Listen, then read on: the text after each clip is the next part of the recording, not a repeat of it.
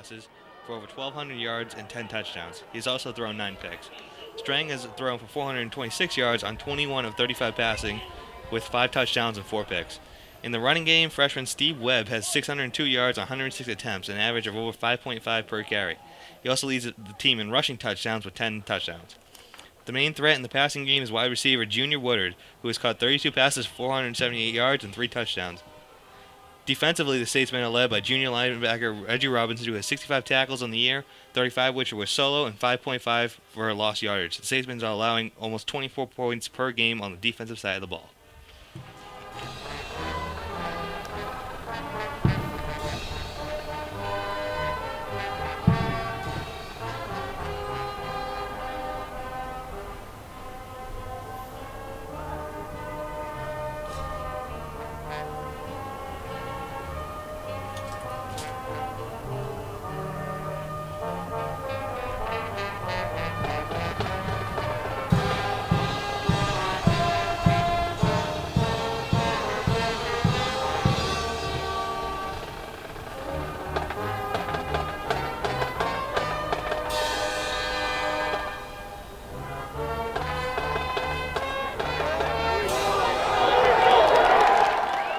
That was the national anthem performed by the RPI Pep Band here at the East Campus Stadium.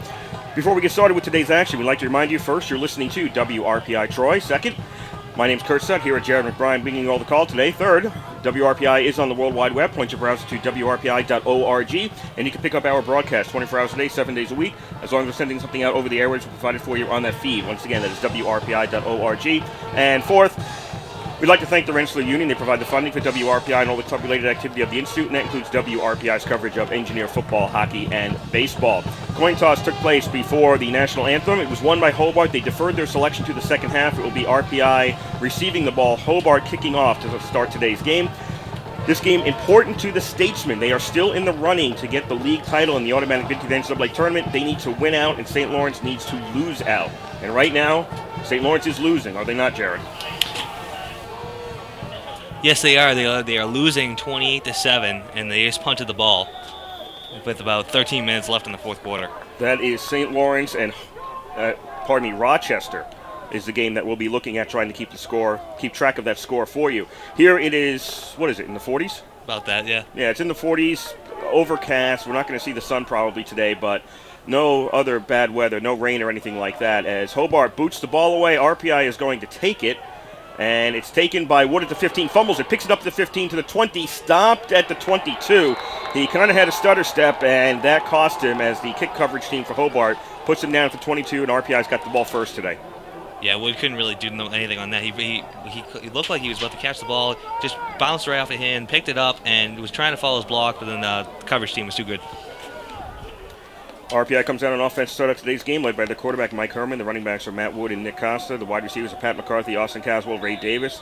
Line up front, left to right, Sal Altieri, Eric DiNarello, Joe Stens, Dan Corner, and Brandon Marshall. First down, RPI backs in the eye. Don't see that too often. Then again, I missed the last 2 games, but that happens. 2 wide outs to the right, tight end on the left, backs in the eye. Herman, all alone on the bootleg, runs left and dives, and he picks up, let's call that a gain of 6 as he's close to the 28.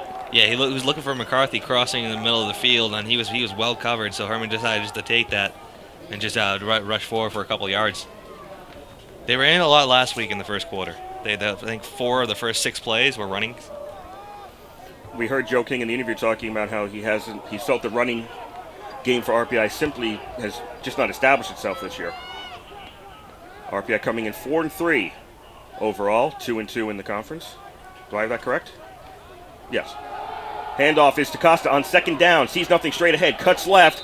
Moves towards the sidelines. He's down at the 31 to set up third and short. Yeah, that was a good decision by Costa. If he went forward and actually followed his blockers, he would have been cut down immediately, probably for no gain. He bounced it off to the outside. He was able to pick up a couple yards on that. That's right. RPI's 4-3 overall, 2-2 in the conference. Mike Craig's Hobart team, 5-2 overall, 3-1 in the conference. Their only losses to St. Lawrence. That's why they need St. Lawrence to lose out, and Hobart needs to win out in order to win the conference title. It must be outright for Hobart. 3rd down and 1. Handoff to the fullback, and that'll be a first down to the 34-yard line. Is that Matt Wood with the carry? It was a similar build. No, it's not. It is Callahan, Colton Callahan on the carry for RPI. RPI's got the first down of the game. No score here, 13:35 to go in the first quarter of play. Yeah, Callahan, 6 feet, 200 pounds. Matt Woods, 5'11", 205, so very similar build. Engineers on first down. Herman's under center. Fullback's offset. Herman throws. That's complete to Davis. He's got it. Yes, he's got it. Juggled it a bit and then turned around and made it to the 38. Yeah, it was actually a good pass by Herman, and hit Davis right in the hands. Might have been a little low, but Davis just kind of juggled that ball and was able to bring it in for the catch. Davis picks up 4 on that play. Second down for RPI. This is a 3 wide out formation, 1 left, 2 right. Costa in the backfield next to Herman out of the shotgun. Tight end on the left side. Herman rolls right, looks downfield, puts the ball up, throws. Is that complete? No, they're going to say he fell down and it was out of bounds. McCarthy on the catch, but he didn't get a foot down, and it's third down for RPI. Yeah, he was breaking towards the sideline and looked like his left foot hit out of bounds before he secured the ball. No argument from McCarthy. No. RPI now with a 3rd and 6 at their own 38. No score here in the first quarter of play. They put 3 wide right, 1 left. Costa in the backfield for the Engineers. Herman out of the shotgun. Drops straight back. Looks, puts the ball up in the air, and it's too far. Intended along the sideline for Reggie Colas, but it was out of bounds. It was not a well-thrown pass. And RPI sends out the punt team on 4th down. Yeah, Hobart with the 4-3 defense, they only rushed 4 people that time. Everyone else backed off into coverage. There was really nowhere for Herman to throw. Herman thought he saw something and tossed it up there, which is a little bit too much sizzle on that ball. Mike Grubbs out to punt the ball away. Grogan and Woodard back deep for Hobart. Grubbs' kick is up. Taken at the 32 to the 35, still on his feet, almost to the 40 was Kevin Grogan on the return. Hobart, starts out in the middle of the field. 12:27 to go here. First quarter of play, no score. Score update, Rochester just scored a field goal, 31-7 over St. Lawrence in the fourth quarter. Saints have not been scoring a lot. Nope. They've had a very good defense. They've been keeping the opposition down in terms of points, but they themselves have not scored a lot. And at this point in the fourth quarter, needing 4 scores. Actually 3. Yeah. Touchdowns and some 2-point conversions can do it, but they need a lot of help. Hobart has it 1st and 10 at their own 40. First possession of the game for the Statesmen. This will be a run on first down. This will be a first down run as into RPI territory, and down near the 41 is Stephen Webb. Yeah, Webb, the freshman, has been having a great year so far. I talked in the before the game. He has over 600 yards on the season, and only just over 100 carries. And that time the dog was a great open hole. He made a nice little cut, was able to convert the first down. Doug Vella is the quarterback for Hobart. Matt Howard and Steve Webb are the backs. Junior Woodard and Garth Muratori are the wideouts. Greg Clifford is a tight end. On first down and 10 at the 41. That's a completed pass out of bounds at the 36 for a pickup of 5. That was Junior Woodard on the catch. Yeah, Woodard, there was no one up there up close to him. They saw he had a good 10 yards off the first defensive back away from him, and they just tossed it right to him and allowed him to get about 5 yards on the play.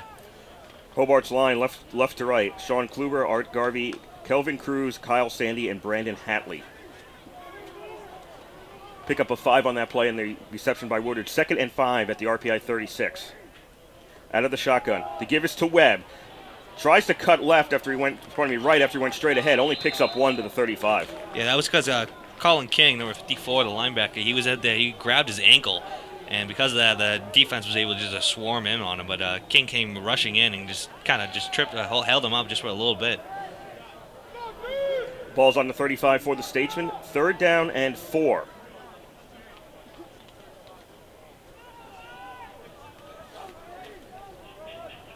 Kelvin Cruz, the center, 6 foot tall, 310. I noticed that as he was moving to the line. That is one large football player. 3rd down and 4. Handoffs to Webb, goes left, he's got the first down to the 30, stays on his feet, cuts left once again, 25, forced out of bounds at the 18, and that's a first down for Hobart. Wow, he has some speed on him.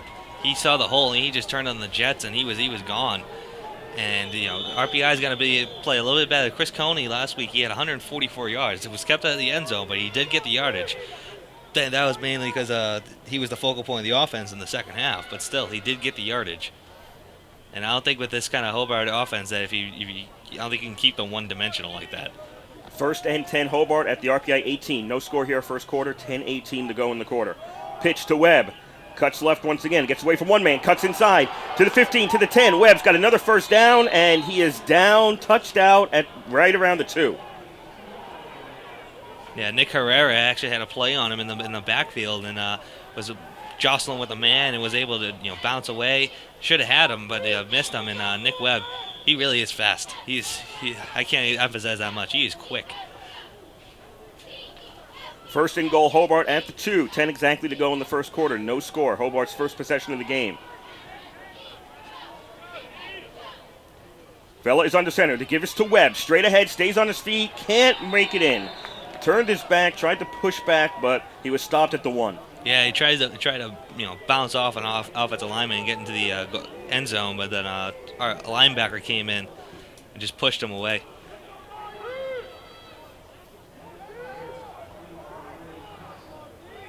It's now second and goal, Hobart at the 1-yard line. Webb is the tailback. This is a double tight end formation. Woodard is the only wideout. They'll give to the up man, and he is stopped right at the line of scrimmage. I think that was Jeff McCormick. Came rushing in over the top and was able just to hit him right in midair. They didn't show a replay. I wasn't exactly sure who it was that jumped over and stopped him midair. Matt Howard on the carry. Looks like they were trying to trick RPI. Instead of giving it to Webb, give it to Howard. I think you give it to Webb until they stop Webb.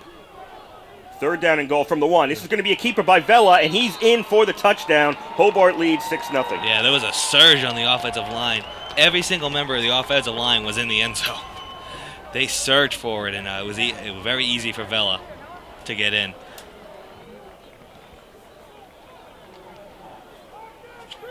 RPI finds themselves in a hole here at the East Campus Stadium, 6-0, waiting on the extra point.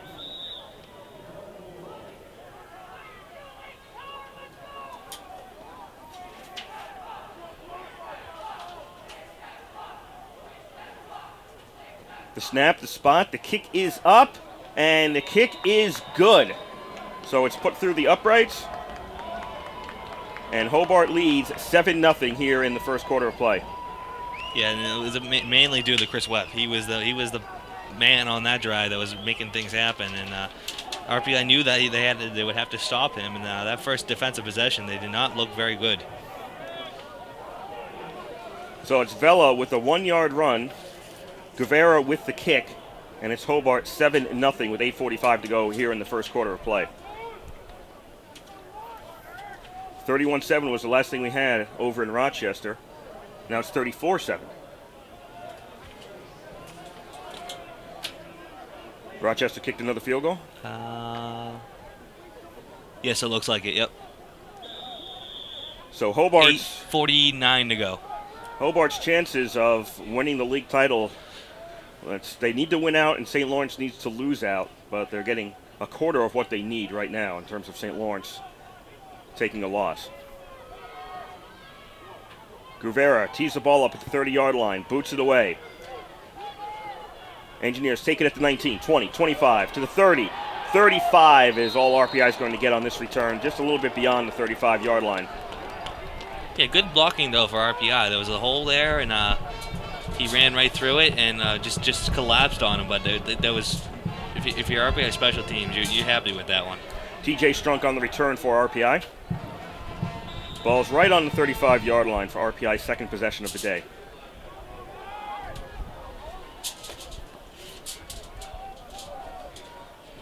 Engineers come out. They got a first down on their first drive, but then were forced to punt. Well, not forced to punt, opted to punt on the second series of downs. And then Hobart turned it back the other way for the touchdown to lead 7-0. Man in motion, 2 in the backfield for Herman. to give us to Costa. Right to the sidelines. Forced out at the 31 after he picks up 1. Yeah, this is reminiscent of the RPI running game last week when they would run in the first quarter. They were getting only 1, maybe 2 yards on per carry. I think at halftime, if I remember correctly, they were averaging 2 yards a carry. Running is not the option for this team unless you're Mike Herman. Mike Herman's been the only consistent running, and he's the quarterback. 4 wideout formation. Herman out of the shotgun. Costa is to his left. Herman rolls to his left. He's got pressure right away. Now he has to dish the ball off. That's complete to McCarthy across the 50 to the 46. Yeah, and then Herman threw a great pass there. He had to throw it exactly into McCarthy's hand because there was 2 men in front of McCarthy and there was a man trailing him. And Herman just threw it right in there, right in the sweet spot. And great presence of mind by Herman to just scramble and see if he can make something downfield instead of just taking off. Engineers 1st and 10 at the Hobart 46-yard line. 7:50 to go. First quarter. 7-0. Hobart leads. 3 receivers bunch together to the left for Herman. Now McCarthy goes in motion. They fake the handoff to McCarthy. Give us to Costa. But Costa goes up the middle and makes it across the 40. Picks up about 7 to the 39. Yeah, that was a good fake by RPI. McCarthy comes running across. Looks like they're going to hand it off to him, and then he handed it right to Costa. And the offensive line did a good job of surging forward. I think the offensive line was about the 5-yard line by the time Costa hit the hole. 2nd and 3 RPI at the Hobart 39. Herman is under center once again. McCarthy goes in motion. He'll stop to give us to Costa once again, and Costa stopped after a loss of about half a yard. Yeah, Costa was running. He should have cut back towards the middle. Instead, he was trying to follow his blockers to the outside, and defensive lineman was there and just kind of grabbed him and picked him up. And Costa's so small, he just lifted him up and just slammed him to the ground. Now an important 3rd down conversion for RPI. Although I think this is 4-down territory for them. Too close to punt. Too far probably for a kick. 3rd down and 3 officially. Herman out of the shotgun. On the option play, pitches. Looks like Strunk with the carry. Gets hit by 1 man. Doesn't make the 1st down. Stopped short. Yeah, he stopped about a yard and a half short of that. It was a good decision by Herman to pitch it to him because he had room to move. It was just the defense was just there coming around the 37-yard line. It's 4th down, and RPI sending out the punt team. Yep. Maybe a fake. Possibly. Wood is the up man for RPI on the punt. It's 4th and 2 at the 38. Grubbs is back at his own 48. They snap it back to Grubbs, and RPI punts it. Ball gets booted. Fair catch is called for. Hobart runs away from it. RPI will down it inside the 20. It is stopped at the about 17-yard line. 5:37 to go here, first quarter of play. Hobart 7, RPI nothing. Well, with it being so windy, the wind was in RPI's favor in that in order to not get a touchback. I mean, but it's facing towards them as they were kicking, blowing from left to right. And I think Joe King thought with the punting they would be able to pin them in within their own 20-yard line instead of maybe going for it. 1st and 10, Hobart at the 17. A longer field this time. Vela is under center. Pitches to Webb. Goes left, hits a pile of players, and stopped at the 20. Let me give you the RPI defense. The line is Darryl Brown, Matt Laurel, Cody Hinrichs, and Patrick Gilreath. The linebackers are Ray Pasco, Jeff McCormick, and Colin King. The cornerbacks are Kevin Frame and Nick Herrera. And the safeties are Justin Hasselkuss and Mike Kukish.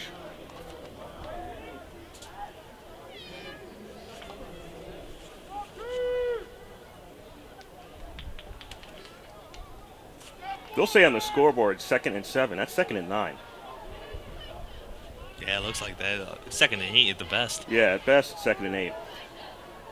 Nonetheless, 2nd down. It's a 4 wide out formation for Hobart. Vela out of the shotgun. Never trust the scoreboard. Quick snap in the flat. Complete. 25, 26, close to the first down marker. I think they're going to give it to him. Very close. The reception was by Jay Crones. Yeah, I think when Crones stretched out, the ball, by the time his knee touched it, the ball would cross the first down marker. They're moving the chain, so they'll give them the first down. No measurement.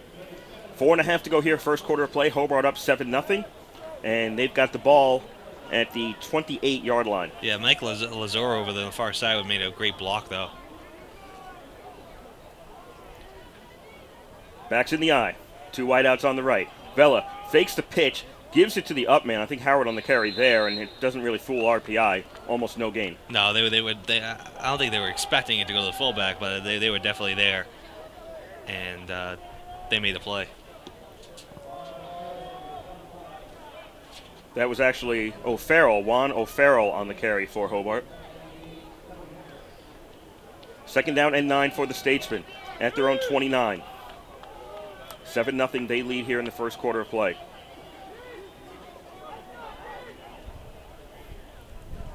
Vela out of the shotgun with a 5 wideout formation, 3 right, 2 left for the Statesmen. Takes a snap, looks left, throws, that's complete. Getting away from the first pressure and diving for the marker. Close. I think he's got the first down on that one. That was Mike Lazor on the reception. Yeah, he's got the first down easily. He's at the 39. He needed to get to the 38.5. Yeah, this is what RPI needs to keep in mind, though, with this kind of offense is last weekend's Union, they had a great rushing attack, but then with the quarterback going out, kind of disrupted their passing attack. Hobart can then pass and they can run, which makes them even more deadly. We have an official timeout on the field. They have trouble with the marker. Looks like the chain is kinked or something. 3:14 to go here. First quarter. Hobart up 7-0 over RPI. I think it's the down marker is messed up. Something's wrong over there. Anything new from Rochester? Nope, still 34-7 with 5:26. So it looks like Rochester's going to beat St. Lawrence, and that's going to give Hobart hope. You doubted me. When did I doubt you? Oh, before the game. Yeah. Yes, it was 28-0, and Jared said, I think Rochester's going to win. And I wasn't so sure. I looked into my crystal ball. Technical difficulties with the markers have been fixed. We'll be back to play shortly here at the East Campus Stadium. WRPI Troy signing on at 2:19. Vela out of the shotgun.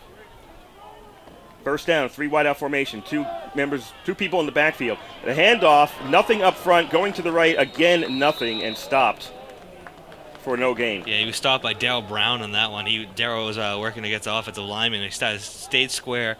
When he tried to bounce the offside, Darryl just released off his offensive lineman and just grabbed him and threw him to the ground. Great play by Darryl Brown.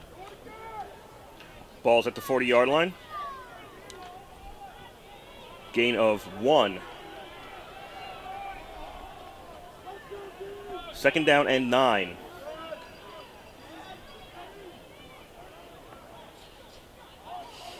Vela under center. Drops back. Delayed handoff to Webb. Avoids one man. Now he can't avoid everybody else, and he's stopped for a loss of 1. And the official wisely blew the whistle there. He was held up.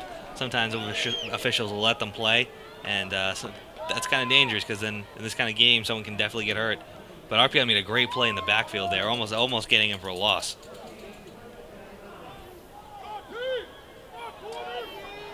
Third down and 9, ball's on the 40. As RPI giving up a touchdown on the first Hobart possession, but this time Hobart's encountering stiffer resistance by the Engineer defense. 3rd and 9, 4 wideout formation. Webb stays in to block. Vela's got room, and he's going to run for it. To the 40, to the 45, Vela to the 50, out of bounds for a first down. Yep, he had to get to the 50, and he knew exactly where he needed to go. He actually had to get to the 49. He just stepped out right at the 50. Great play by Vela.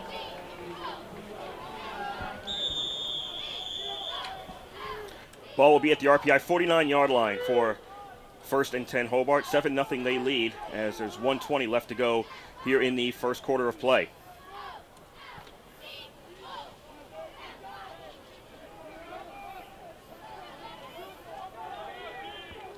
Vela under center this time. Backs in the eye. Single wideouts each side. Tight ends on the left for the Statesmen. On first down, Velas drops straight back. The back stay in the block. Looking for Woodard too high over his head. Woodard was in front of the defender, but the ball was too high and he couldn't get to it. Actually thought the tight end, Matt Marsh, was actually more open than Woodard was on that one. He had a single coverage. He's going down the field. He's a big boy. And I thought he should have thrown there. And I thought throwing it to Woodard on that one was a little risky. He had the position on the defender. He did. That was the thing. It would be very difficult for the defender to intercept that pass, which is thrown over Woodard anyway. 2nd down and 10 from the 49. Woodard goes in motion to the right. Webb on the carry, and he stopped after a gain of 2. Darrell Brown on the tackle for RPI. And someone's hurt. Looks like Greg Clifford is down just around the 49-yard line near the line of scrimmage for Hobart. Junior tight end. He's grabbing his right knee, I think. Tried to stand up under his own power, but couldn't and went down to the ground, so the training staff comes out to look at him. 48.5 seconds left here at the East Campus Stadium. 7-0 Hobart is on top. Just a reminder, we plan to roll you down to the women's hockey game. That's going to start at 4 o'clock here in Troy. We plan to roll you down there right after this game completes. And then at 7 o'clock tonight, RPI is in Allston, Massachusetts to play Harvard in the second of 2 on the weekend for the men's hockey team in ECAC play. They defeated Dartmouth last night 4-1. Women took a loss to Princeton 2-1 yesterday at home. They'll be playing Quinnipiac this afternoon at 4 o'clock. Anything new from Rochester? I think that Rochester-St. Lawrence game just went final. I'm not exactly sure, though. Live stats is not clear for you? Yeah, well, the time's not clear. That's the thing. Usually says how long they have it, and then when next possession starts, they starts up with what the time is. But now it says time possession 0, which I think it means it did. Game ended.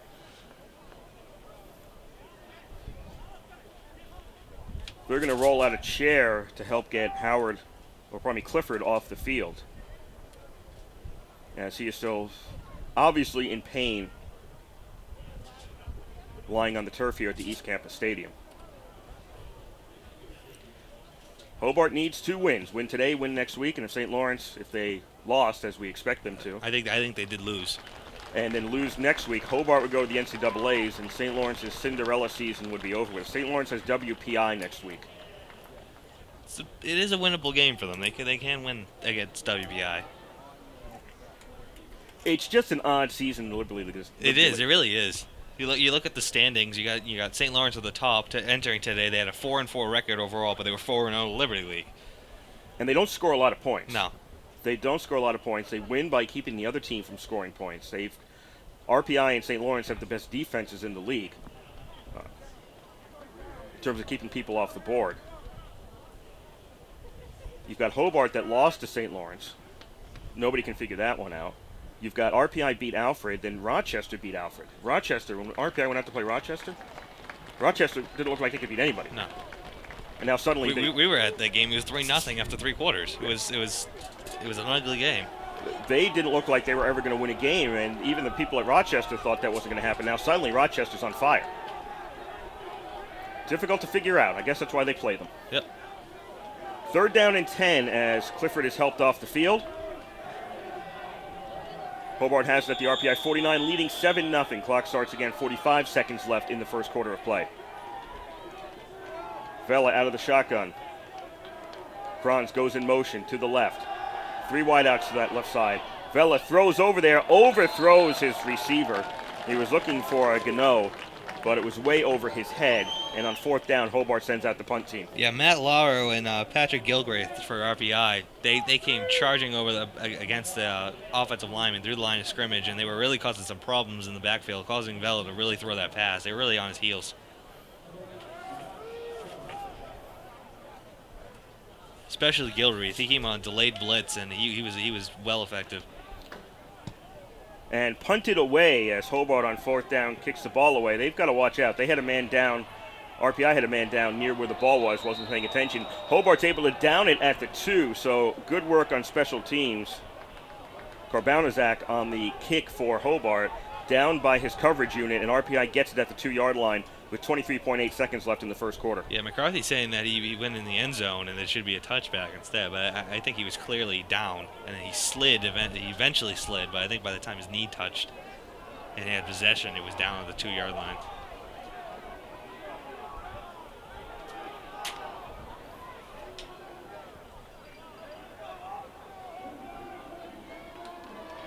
Nope, they're going to say a touchback. Rich Champa, the referee for today's game, comes out and indicates it is a touchback. So RPI gets a break there. Instead of the 2, it's going to be at the 20. Yeah, I thought he had it down at the 2-yard line, to be honest. Officials got together and overruled my call. I didn't know you had a say in it. Yeah, I should. 1st and 10, RPI at the 20, trailing 7-0 here late in the first quarter of play. They should poll the fans. Didn't tell you, it's RPI right to left, Hobart left to right across your radio dial in this first quarter of play, which is almost over with.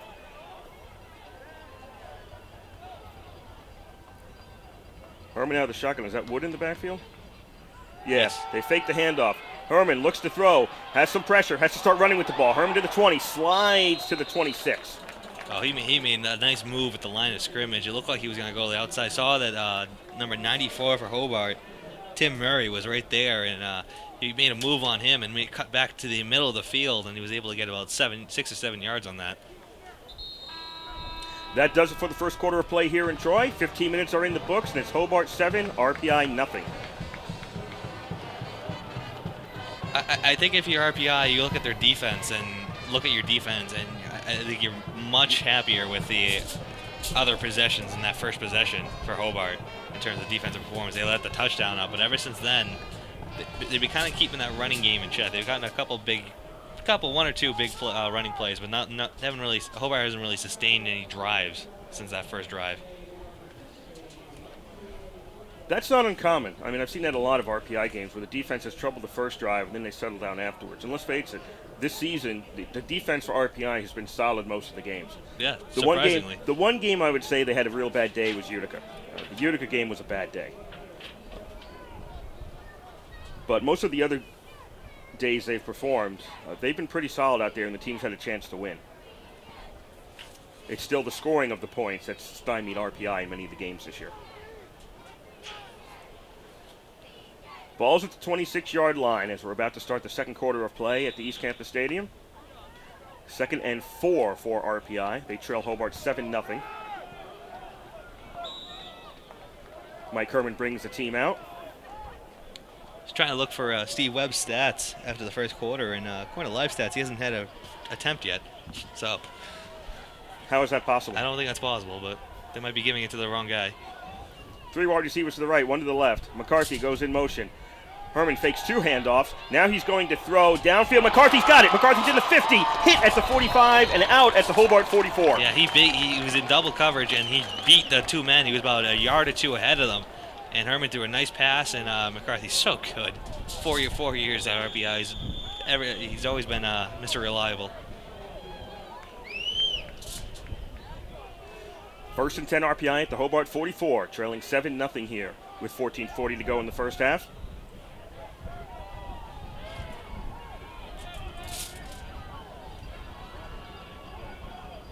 Put a man in the slot on the left, 2 wideouts on the right, tight end on the left, and Costa is the back for RPI.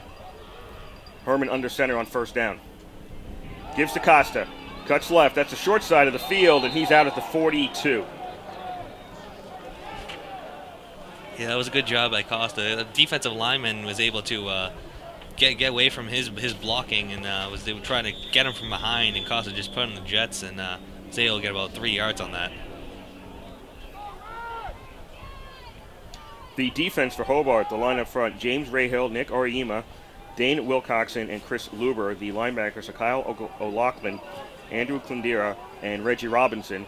The cornerbacks are Drake Woodard and Connor Garrett. Also, Devin Worthington is a linebacker as well, and John Kelleher is the safety. On the option play, Herman keeps it himself to the 38, picks up 4. Good push by the line. I didn't think he got that much. Yeah, it was deceivingly so. They've been doing the pitch option play a lot more this season than last season, which I think is an example of how they're designing this offense around Mike Herman rather than inserting Mike Herman into their offense, which I think they did try to do last season. 3rd down and 4 RPI at the Hobart 38. Herman out of the shotgun. Looks right. Throws. Completes to Davis, and he should have a 1st down. Davis fell with the ball at the 33, and he needed to get to the 34, so that should be a 1st down RPI it is. Yep, clearly a first down. They just moved the chains. I thought maybe they might have put it another half a yard back or so. 13:05 to go here in the first half of play. 7-0 Hobart leads over RPI. RPI got very similarly close to before, and they were stopped on their last possession, I believe. Herman's under center on first down. This is a handoff. Running left on the play is Marciano, and he gets a couple almost to the 30-yard line. Yeah, they're really trying to establish a more of a balance, and I talked to King this week, and he when I asked him, you don't see it, you don't hear it, you see it obviously on the radio, but his facial expression when I asked him about the running game, he looked very angry. And it looked like he's right. They have been trying to do this all year, and they have not been that effective running the football. 2nd and 8 at the 31. Spread the field out this time. 3 receivers to the right, 1 to the left.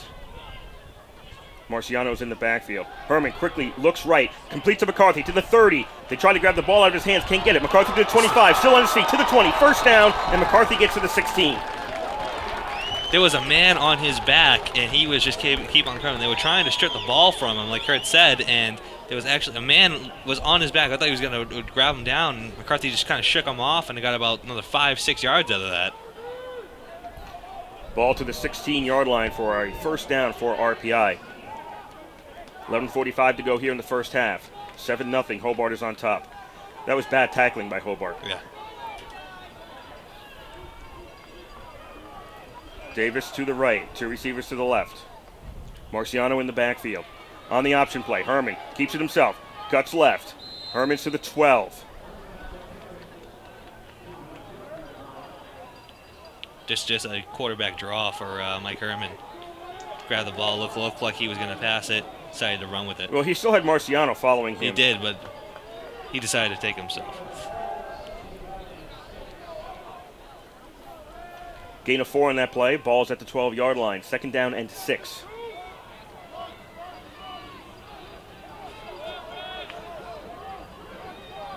Herman goes under center. 3 wideouts bunched to the right. The pitch is back to Wood. This is an option play. Wood throws, and that's out of bounds. He wasn't throwing it to anybody. No, he was in all sorts of trouble in the backfield. He just kind of threw it away. I thought maybe they were trying to throw back to Herman on that one, because Herman wasn't covered at all on the far side of the field.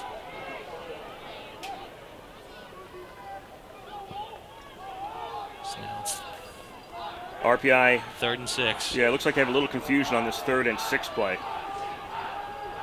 Ball's at the 12 of Hobart. 8 seconds left on the play clock, and Herman takes a timeout. They looked confused as they were trying to set up originally, and then when they looked over to the sideline, Herman looked more confused. Yeah, that's happened a lot this season, and wisely taking a timeout there by Herman. There was a play last week, I believe, where it was a 4th down play, called a timeout. Came out, and Herman handed the ball off to someone who wasn't there. And you usually don't see those kind of mistakes, and it's good just to clarify things and go over them. 10:52 to go here in the first half of play. Hobart leads RPI 7-0. Have we established that's a final in Rochester? I believe that's a final. Nothing's happened since then, so. Oh wait. No, that was not final. This is why I asked. This thing is weird. St. Lawrence just called a timeout. 54 seconds left. What? It still score is still 34. Score still 34-7. Okay, that's got to be ending pretty soon. It didn't update this. Ed and I were talking about that on the game last night because live stats froze for a couple of games we wanted updates for. Yeah. In the old days, which I remember, the phones were constantly ringing in press boxes, trading scores around. You mean the old days, less than like 2 years ago? 8 years ago. The phones would be ringing in press boxes all the time, exchanging I remember scores. that my freshman and sophomore year, 86 field, they were ringing. Yeah, now they don't ring anymore. On 3rd down, out of the shotgun, Herman throws end zone and throws it out of the end zone. The intended receiver, to be honest with you, was Kevin Huron, who was the only person within 20 yards of that ball. Yeah, he just threw it right at Coach King's office. That's what he threw it at.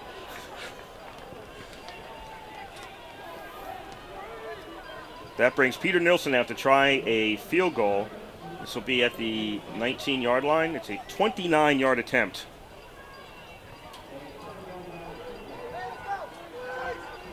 from the right hash mark.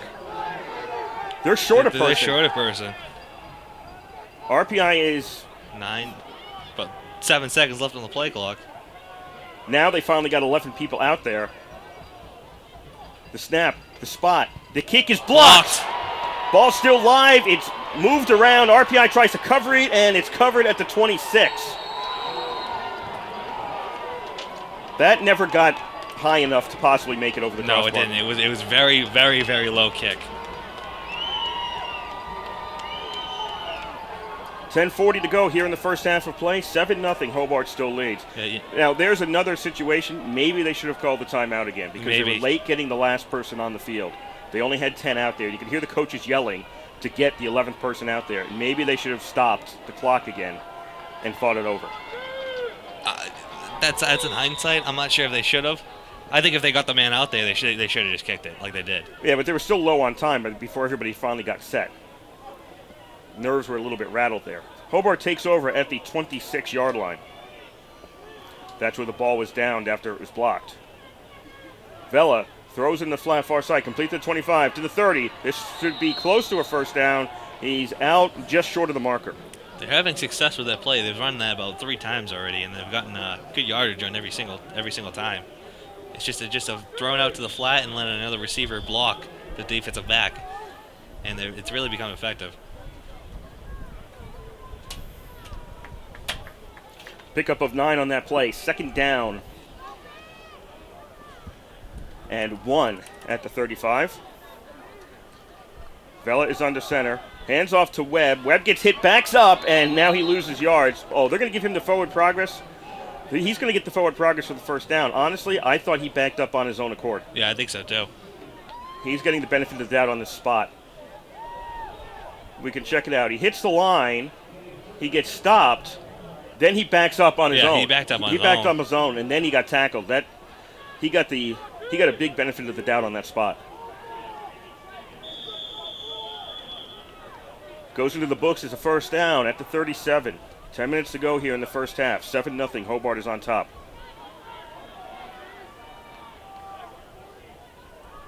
Four wideout formation. Vela is out of the shotgun. Drops straight back. Good pressure. Ball is tipped. Intercepted by the Engineers. Picked off to the 42-yard line. Was that Ray Pasco on the interception? Yep. I think so, yeah. Ray Pasco picks it off for RPI, and the Engineers are back in business. Yeah, Nick Baglio, though, he was the one that made the tip. He was a linebacker. He tipped the ball up in the air, and then he was able to. The other man was able to make the interception. And these are the kind of plays that you usually see the RPI defense make. That's become a big interception. Fourth possession of the game for RPI. First time they are starting out on Hobart's side of the field at the 42-yard line. 7-0 RPI trails. 9:48 to go in this first half. Steve Webb, they finally updated live stats. Steve Webb has 8 attempts for 56 yards already. Average of 7 per attempt, right? Yep. Quick pass in the flat. That's complete to Davis. He's got the option. That was a lateral. Davis puts it up in the air, looking at the 15-yard line. That's complete to Herman, and Herman's in for the touchdown. Maybe they should have Ray Davis play quarterback. That was a bomb. A little razzle-dazzle play on first down by the Engineers.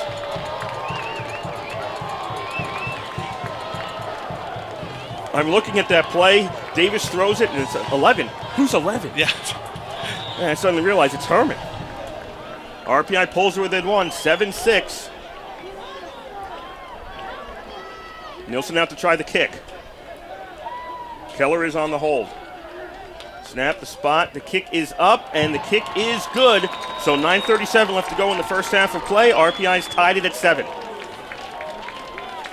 Now on that play, Ravis, they threw it over to Ravis in the flat, and then he looked like he was going to rush. He had 2 men in front of him. He backed up.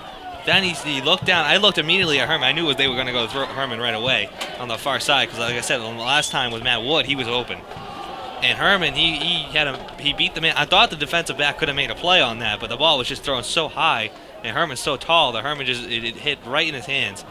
And that was about a 40-yard pass by Ray Davis from Ray Davis to Mike Herman. Because Herman caught that about the 15-yard line. Ravis threw it about the 40, 45-yard line. You know what? And it's across the field. Yeah, across the field, too. That's, you know what, that's actually probably more. That's probably about 60 yards if you go in the angle. Also, keep in mind, there is a strong breeze going from left to right, too. But I was going to say, you're taking the hypotenuse of that triangle. That's about 60 yards. Yeah. It was an accurate pass, too. Yes. I just remember the Patriots doing that a couple years ago with Tom Brady. Well, he was a low-round draft pick, so yeah, it's okay. Yeah, it was the first year. It was after Bledsoe. It's not like he was a number one. No. They don't pass into him anymore, though.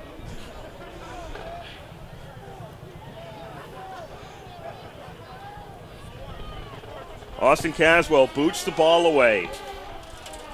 Hobart, 10-yard line. 15, 20, 25, 30. Head of steam, makes it out to the 34. Yeah, he had a nice hole there to open that up for him, and great return by him. Doherty on the return for Hobart. Yeah, Doherty made a great return on that one. He followed his blockers, and he was about a man away from that being broken. Hobart starts out to 35. Tied at 7 here at the East Campus Stadium. Not a very big crowd for today's game. Ray Davis is a quarterback rating of 782. Doesn't get much better than that. First and 10, Hobart at the 35. Vela under center. Double tight ends, 2 wide outs. Handoffs to Webb, and he stopped at the line of scrimmage. Yeah, he was trying to cut his way through the blockers and everything. Line of scrimmage just too congested there. RPI's done a good job adjusting to the way he's been running the ball. But like Chris Coney last week, he is getting yardage.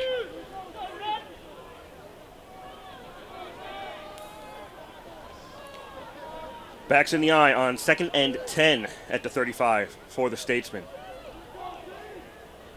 Vela under center. Looks left. Throws towards the sideline over Woodard's head. The pass is caught by one of the RPI players, but that doesn't count. He's out of bounds. Well over Woodard's head. Well, 2 or 3 yards over his head. Hobart fighting the wind. They're going right to left, but the wind is going left to right, as Jared mentioned before. It is a strong wind. It's been blowing pretty steadily over the whole game. Very consistent. If you haven't been to Troy, that's basically the open end of the field. There's a hill in front of us. We're in the stands on the other side, and then there's the East Campus Arena behind Hobart right now. So really there's one end that's totally open, and that's the way the wind is blowing through that end. Vela on 3rd down, throws. That's complete to Woodard, to the 40. Woodard can't get to the first down marker. Stopped at the 43. He's 2 yards away. Yeah, that was a great job by Colin King, though. He was able to, see where the play was going, and he immediately reacted. And he made a shoelace tackle and prevented the first down. Just a lot of confusion by RPI. They gotta. Hobart sends out the punt team. Carban Unzak sends it. Low kick, bounces, takes a Hobart bounce. And he gets pretty good yards out of kicking into the wind. Stopped at the 19-yard line. 8:06 to go here in the first half of play. Tied at 7.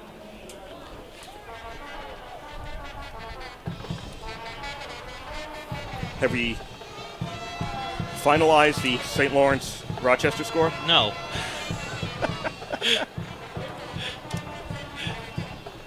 I love technology. It has to end sometime. Yeah, it does. According to this, they're still on a timeout. I don't know what.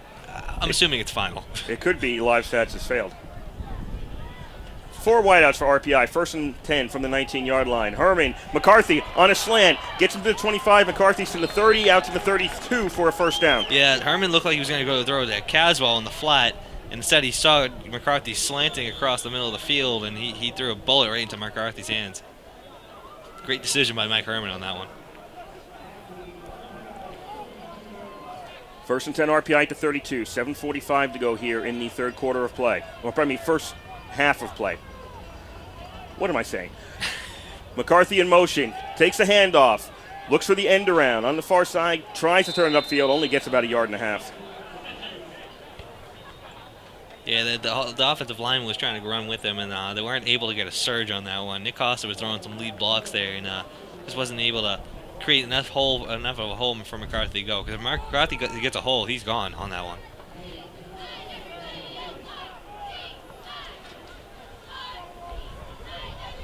He picked up 8 on that play. 2nd and 8 RPI at the 34, their own 34. Another 4 wideout formation. Costa in the backfield, stays in the block. Herman is looking, puts it up in the air, and that's over the head of Caswell. Yeah, he almost caught it, but he would have been out of bounds if he had gotten it. Yeah, Drake Woodard, defensive back, he was all over Caswell, and Herman was trying to make it so that Woodard wouldn't be able to make a play on it. He just overthrew it. He had about another 3 yards towards us. Probably would have made the catch. RPI with a 3rd and 8 at their own 34.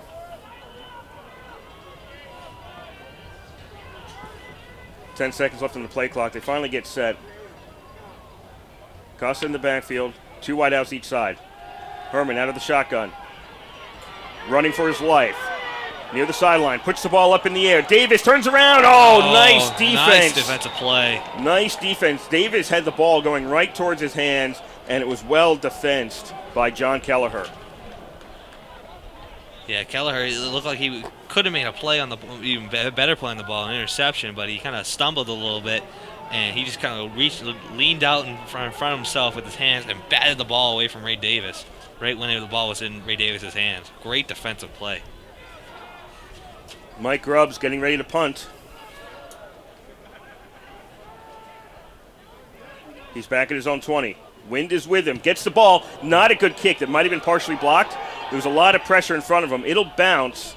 Woodard doesn't go anywhere near this ball, and RPI touches it at the Hobart 39. It turns out better than it looked when it came off the foot. Yeah, the stats will say better than it was, but it looked. I think it was partially blocked because there was 2 men right in Scruggs' face.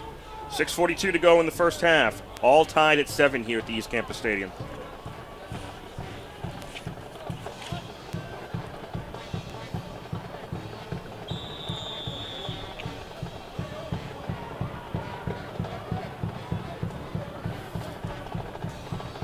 Hobart scored on their first possession. It's been a dry spell since. RPI, prior to that punt, the previous possession was the Davis to Herman touchdown pass. Vela comes out with the backs in the eye. Single wide out each side. Tight ends on the right side for Hobart as they are 1st and 10 at their own 39. This is the option play. Vela keeps it himself. Gets grabbed. Manages to get 2 to the 41. I don't know how he did that. Yeah, he just kind of leans forward. You know, he's a big guy. 6'1". That's 2 yards right there.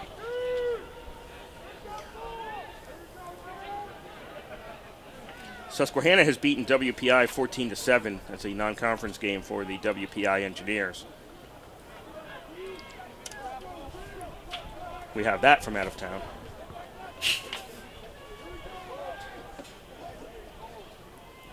Second and 8, ball's on the 41 for the Statesmen. 4 wide out formation.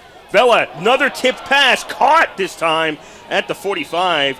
Kronz gets it and picks up 4, call it. Yeah, he was going to Kronz on that one, but the ball was tipped, and Kronz made a good play of reading where the ball was, jumping up and grabbing it, and trying to get some extra yardage on there. But by that time, RPI defense swarmed over him.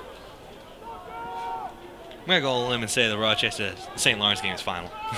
This time, you're convinced it's the final. I was convinced last time, but ball's at the 45. 3rd down and 4 for the Statesmen. I'm looking around also trying to find somebody else who might have the score, but I have not verified that it is a final. Vela out of the shotgun. Doherty in the backfield. Stays to block. Vela throws. That's maybe complete. Nope. Yeah, they're going to call it complete, but no, incomplete. Wouldn't have been a first down anyway. Wouldn't have been a first down anyway. Would have been short by a yard. He went out on the far sidelines around the 47, so Hobart's not able to convert, and they send the punt team out. Couple of good defensive stands by RPI. Ever since that first possession by Hobart, Hobart's not been able to drive that much. Ball is booted away by the Statesman. McCarthy comes up, grabs it as he's sliding on the ground, so he's down at the 29-yard line. 5:04 to go here. First half of play, tied at 7, Hobart and RPI. Yeah, Hobart's when they have to punt, they punt really fast. They get up to the line really fast, and RPI's special teams isn't really that set yet. So it's always kind of a cluster.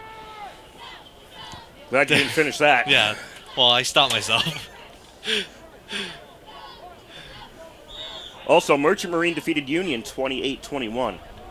How is it possible we have verification of all the scores we don't want, and the one we do want and really know we can't make sure we have? First and 10 RPI at the 29-yard line, tied at 7. Costa on the carry, goes straight ahead and stopped at the 30.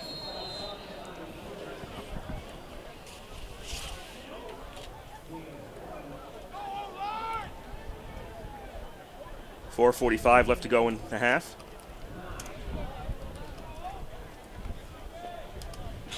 A lot of running in today's game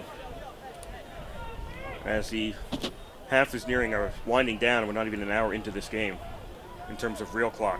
3 wideouts to the left, 1 to the right for Herman. Costa in the backfield. Second down and 8. Herman under pressure, sacked back at the 25.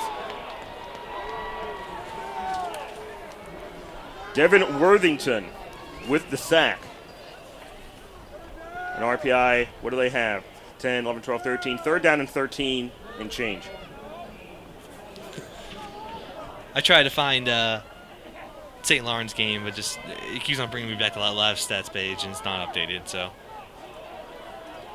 we still have options. Still looking to see if we can finalize that. Third down and 13.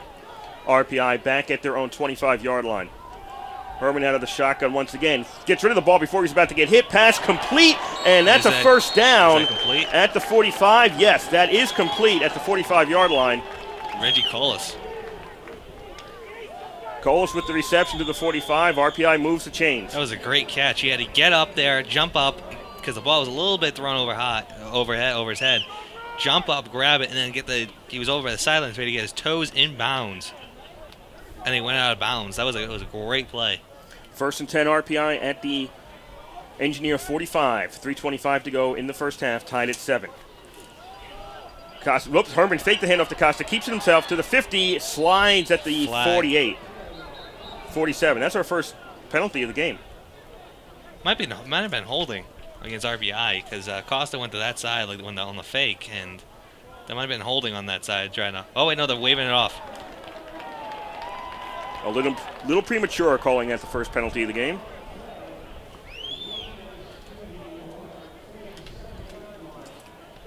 So the first down, no, pardon me, the run counts. The ball made it to the Hobart 47. It'll be 2nd and 2 RPI. 3:15 to go in the half, tied at 7.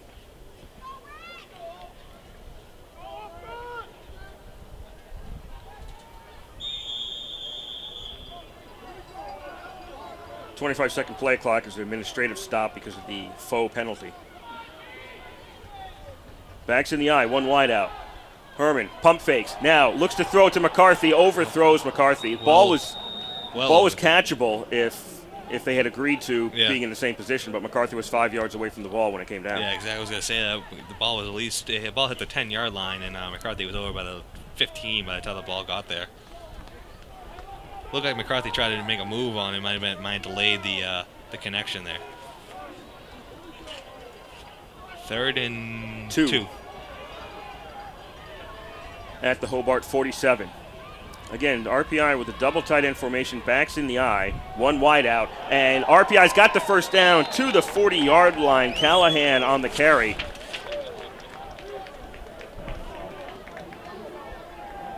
I was a little fooled by that one. I think Hobart was as well. Callahan was in the fullback position, and they gave it right to him instead of giving it to Costa, which has been mainly their main back on that kind of situation. Great play choice. 1st and 10 at the 40 for RPI. 2:40 to go in the half, tied at 7.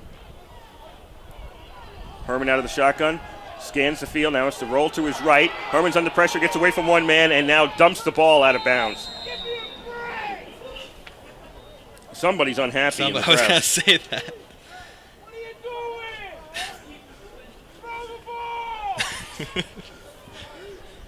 There's unrest here at East Campus Stadium. Well, that's what fans are for. You're there to cheer the team or provide your own personal advice. Everyone's John Madden.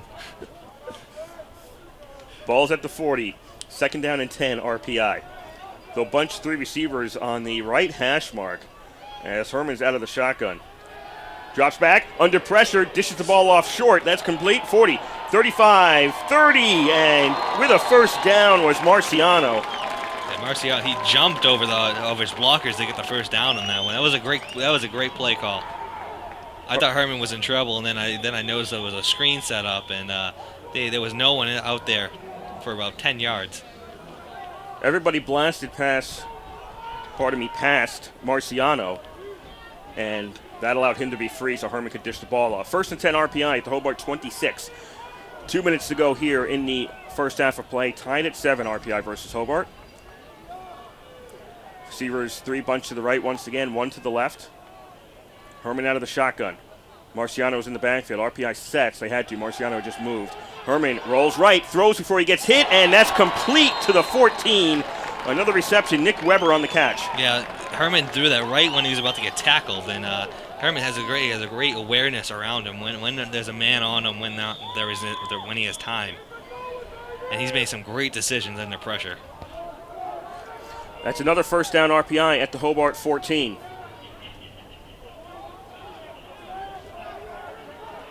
.130 to go in the half, tied at 7. Herman under center. Pitches to Marciano, goes left. Can't cut inside now, tries to turn the corner. He's to the 7.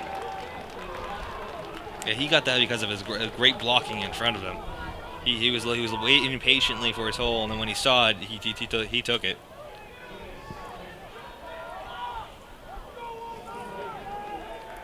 RPI in a great position here with a minute left in the second quarter.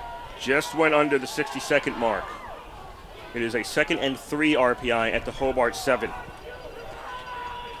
Marciano again in the backfield. Herman out of the shotgun, takes the throw, pass complete to McCarthy at the 5, and hit his knee down. His knee went down inside the 5, and the clock will continue to run. Now somebody will call a timeout. I think RPI called a timeout. Yeah, Joe King's talking about. Yeah, I understand his argument, but I clearly saw McCarthy's knee down in the field of play. RPI is going to call a timeout. That's their second of this first half. 41.5 seconds left here in the first half of play. Tied at 7. RPI has the ball. Where's it going to be? 3rd and short at the 5. Just inside the 5. And I think if you're RPI, I think you go for it on 4th down. I don't think you take the points here. You had a field goal block earlier today. If it becomes 4th and short, I think you go for it. You only have 1 timeout left, but there are 41 seconds left, so there's a lot of time still on the clock. Yeah. It's been a fast game. Just a reminder, you are listening to WRPI Troy with Engineer Football from the East Campus Stadium on the RPI campus in Troy, New York. Kurt Studd and Jared McBride on the call for you today. Women's hockey against Quinnipiac, they're going to get underway down at the Fieldhouse at 4 o'clock. We will pick that game up in progress once football is concluded here at the East Campus Stadium. And then, of course, tonight at 7 o'clock, RPI versus Harvard in Allston, Massachusetts, as RPI men's team looking to get a sweep on the weekend in terms of ECAC play after the 4-1 win over Dartmouth yesterday. 3rd down and short, RPI at the 5, and Hobart calls a timeout. Hobart obviously saw something they didn't like. So everybody will go back to the sidelines and talk this one over again. Interesting, Nick Costa wasn't on the field on that when they were in I formation. I think it was Wood.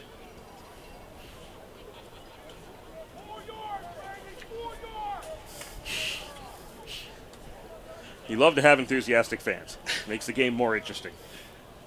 I was in the stands on homecoming, and there was when they went for on 4th down, and they didn't convert in late in the second half.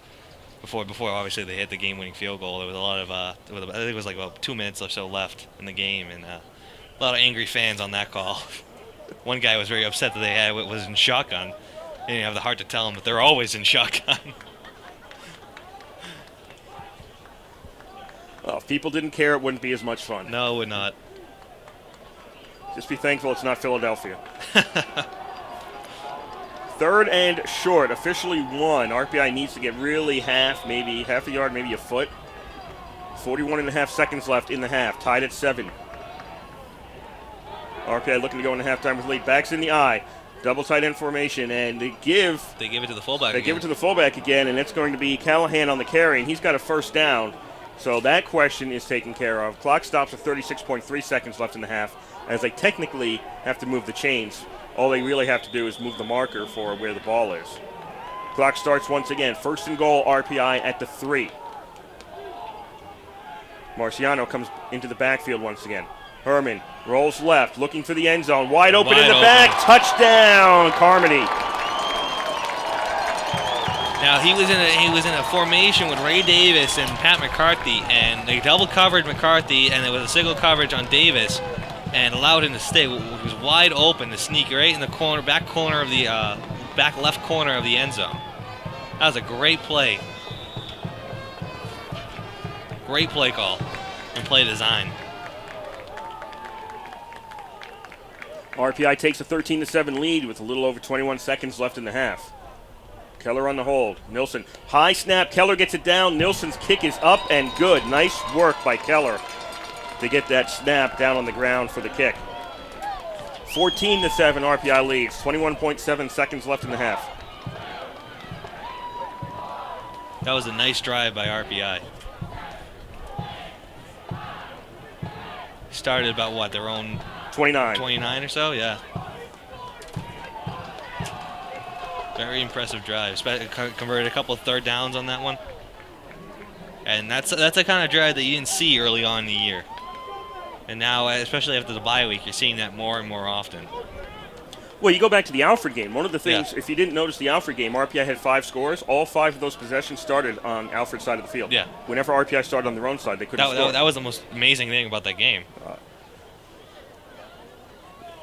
If you look through, there are a number of games where RPI scored short field but had trouble scoring on the long field. And it's good to see that the longer field RPI put some points on today. Austin Caswell tees the ball up. Hobart doesn't have a lot of time left to do something with the ball. Scored on their first possession. Looked really good. After that, RPI's defense has been real tough. Caswell boots the ball away. Webb takes it at the 9. 15, 20, 25, 30, and still on his feet. Gets away from one man to the 35, to the 40, and out at the 41. Whew. That was... if that Who was right? If that person doesn't chip him up there, he might have gone all the way. He's oof, indeed. Hobart has 2 timeouts left in this half. They have the ball at their own 41.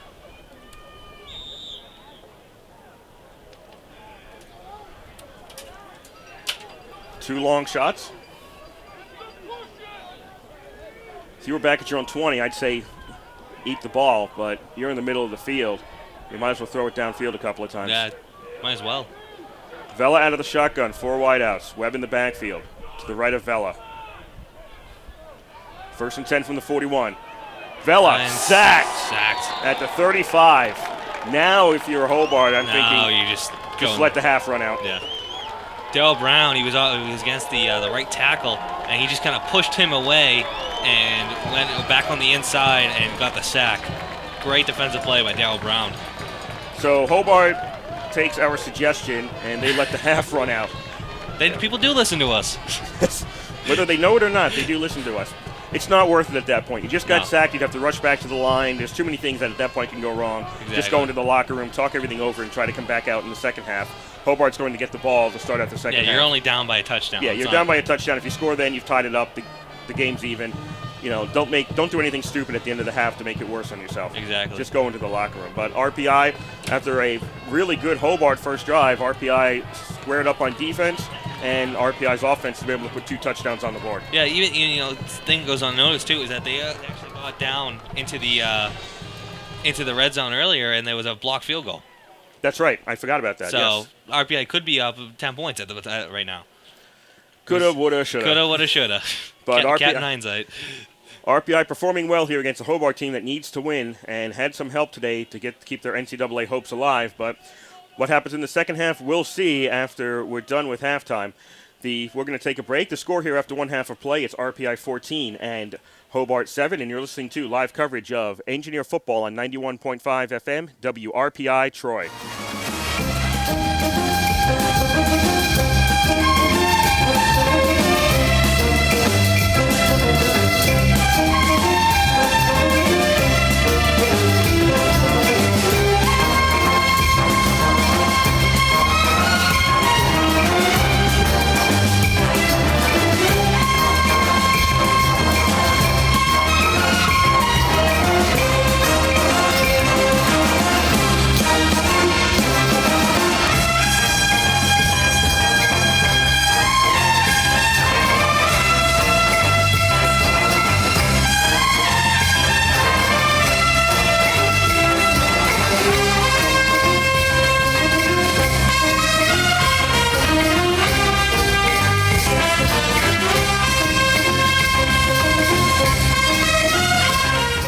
Averaging 5.8 yards per carry. It's down from midway through the second quarter. He was averaging over almost 7.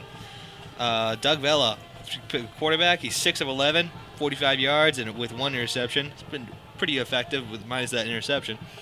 Receiving, Junior Woodard, the main receiving threat entering the game. He has 3 grabs, 22 yards. Well, his longest grab was 9 yards. About the same for all the receivers. So they've only completed 6 passes. Punting the ball. Carbonas. Wow, I butchered that one. The punter for Carbanazak. There we go. I butchered that one. He's been punting the ball particularly well for Hobart. He's averaging almost 38 yards a punt. And we're underway here in the second half of play. RPI kicking off the Hobart. Hobart won the toss to start out the game. Deferred their selection. 10, 15, 20, 25, 30. Still on his feet to the 35, near the 36-yard line. Was that Webb or Doherty? Doherty on the return for Hobart. Yeah, some more first half stats for you. Mike Herman today, he's had rushed for 6 times, only to 28 yards, averaging almost 4 yards a carry. RPI has been very balanced on the running attack. Nicosta has had 6 touches. Callahan has had 3 touches, and Marciano's also had 2 touches. Mike Herman's also 11 of 18 for 135 yards and a touchdown. He's also received a touchdown from Ray Davis. Doherty made it to the 36. 1st and 10 Hobart at that point. They're going right to left, RPI left to right across your radio dial in this third quarter of play. I misspoke at the beginning of the game. It is sunny out. Clouds have disappeared. The sun is shining now here in Troy, still in the mid-40s. Vela out of the shotgun on 1st down and 10 from the 36. Passes, and that's incomplete. He was looking downfield for Lazor to go further downfield. Lazor stopped and turned at the 50. Lazor, he was wide open. There was no one around him originally, and Vela took a little bit too much time scanning the field before he found him. But the defensive back covering Lazor, he moved up to prevent a pass in the flat, and Lazor was wide open if he kept on running down the field. 2nd and 10 Hobart at the 36. 5 wide out formation for the Statesmen. Vela out of the shotgun. Drops back, looks, throws, Brown hits him, gets the ball away. Lazor drops it at the 40. And Vela took a big hit from Brown. He did. Darryl Brown was all up in Vela's face, and right when Vela threw the ball, Darryl Brown hit him. It was nothing dirty or anything about that. It was just a clean hit. Now 3rd and long for the Statesmen. 3rd and 10. Had Lazor caught that, he was at the 40-41. It would have been 3rd and a lot shorter if he'd held on to the ball. I'm surprised it actually got to him. I thought for sure Brown hit him before he could completely get rid of the ball. Vela out of the shotgun once again. Keeps it himself. Quarterback draw, design, gets hit at the 41 and stopped. So they got 5 yards, but not the 10 they needed, and Hobart sends out the punt team. Yeah, it's a very conservative play call. I mean, you come out at the start of the game with a 5-receiver set, and you do that on 3rd and long. That's kind of an odd play call. Karbanazak back to boot the ball away for Hobart. Gets the snap, boots into the wind. The wind takes it, and it bounces and goes out of bounds at the 34. No chance really for a return. McCarthy was far away from that ball by the time it hit the ground. 14-7, RPI leads, 14:09 to go here in the third quarter. Probably the biggest stat after halftime was the total yards for each team. Hobart only had 113 total yards in the first half. RPI, on the other hand, had 239 total yards of offense. And just to clarify something from earlier, we did get a final. It is Rochester 34, St. Lawrence 7. That was the final score. All the other Liberty League teams are done for today. Susquehanna beat WPI 14-7, and Merchant Marine defeated Union 28-21. So this is the only game involving Liberty League teams that's still in action. A couple of fakes. Wood takes the handoff on first down and gets nowhere as he runs left, and the line went with him. Yeah, I mean, RPI running backs, they do that a lot. If they don't see the hole right away in the middle of the field, instead of trying to push it through, they balance off to usually the left side. And it usually doesn't end up for many more yards anyways than if they just hit straight into the pile. Gain of half a yard. Call it no gain officially on that first down play. Second down and 10. RPI up 14-7 here. 13:35 to go in the third quarter. Herman out of the shotgun. Throws, tipped, and caught at the 39 by Caswell. It was tipped by the defender. Clindera got a hand on it, tipped it, and then Caswell was able to grab it, but fell down when he caught it. So he picks up 5. This isn't like the NFL where someone has to touch you and then you go down. If you're down in college, you're down. And Caswell made a great pack. As he was falling backwards, the ball, he kind of tipped it back into his hands. Ball's at the 39, 3rd and 5 RPI. 3 wideouts right, 1 left. Wood in the backfield next to Herman. Herman rolls right, out of the shotgun. Looks downfield, sees nothing, and tosses it out of bounds. About the second and third time Herman's done that in the game. It's been a very intelligent play. So you have nothing there, just throw it away. Don't try to force anything.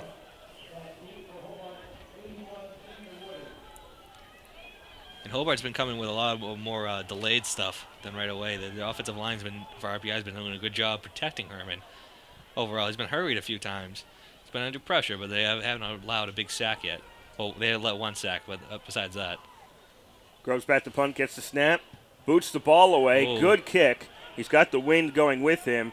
And the ball is lost. Ball's muffed. It's loose at the 15-yard line. Knocked around. It's to the 6, to the 5, in the end zone, and RPI covers for a touchdown.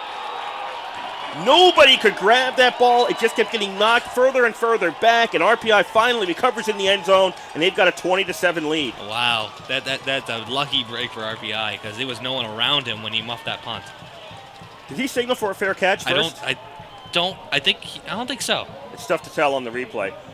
It got knocked around. Nobody could grab it and hold on to it. It got knocked from the 15 to the 10 to the 5 and then into the end zone. Well, everyone running at full speed all the way down the field, it's kind of hard to stop right away. And then when you jump on it, it just pops right out.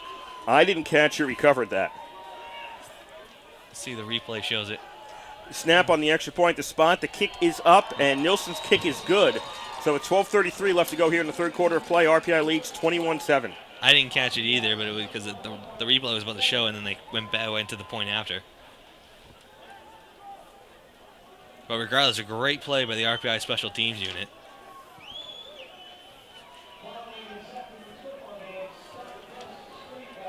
RPI has scored on consecutive possessions now. There was a very brief possession right there, but they scored. They actually punted the ball away. I'm not sure how they scored that one. Because RPI no longer has the rights to the ball once they punted it. Yeah, after they punted. But Hobart never really had possession either.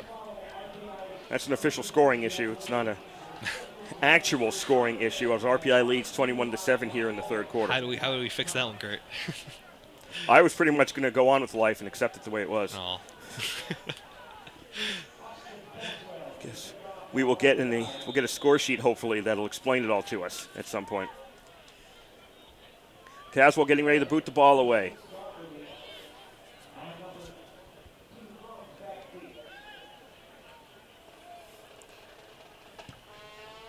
Knocked downfield. Taken at the 10-yard line by Webb. 15, 20, 25. Stolen his feet, 30. Gets away from a couple of guys. Flag comes out. This is coming back.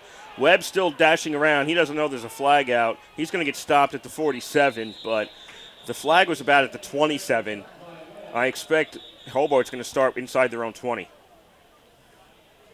But regardless, I mean, it's still a good run back by Webb. He's a good talent with the way he cuts back, and he's just so quick when he moves.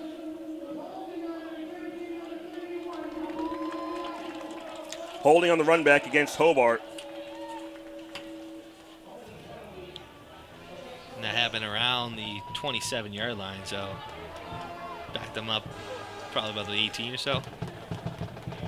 Umpire moves the ball to the 17. Tough break for the Statesmen.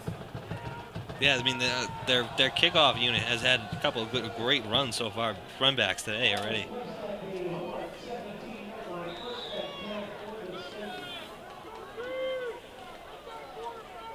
First and 10, Hobart back at their own 17, trailing by 14.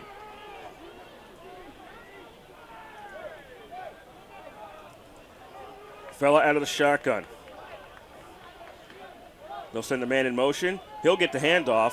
15, 20, 24, close to the 25-yard line.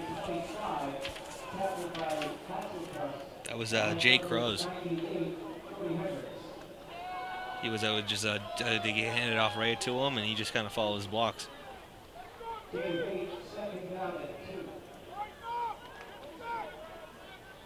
Crons picks up 8 on that play. 2nd down and 2.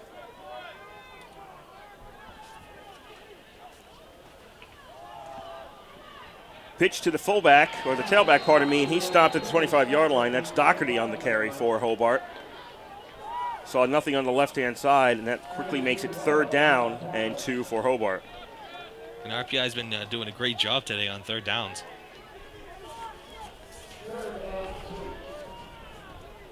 At halftime, they were 3 of 6 on 3rd downs. Dustin Schult with the recovery on the fumble in the end zone. On the muffed punt by Hobart. Right now it's 3rd and 2 for the Statesmen, just outside their own 25-yard line. Fella out of the shotgun, looks downfield, throws, that's complete to Woodard. He's got it at the 40 for a 1st down, and he stopped at the 43. Yeah, Vela was under all sorts of pressure, and it was a really big-time throw right there to Woodard. And he kind of threw it up there. He threw it up there high, and then Woodard had to jump up and grab it. But it was a great play.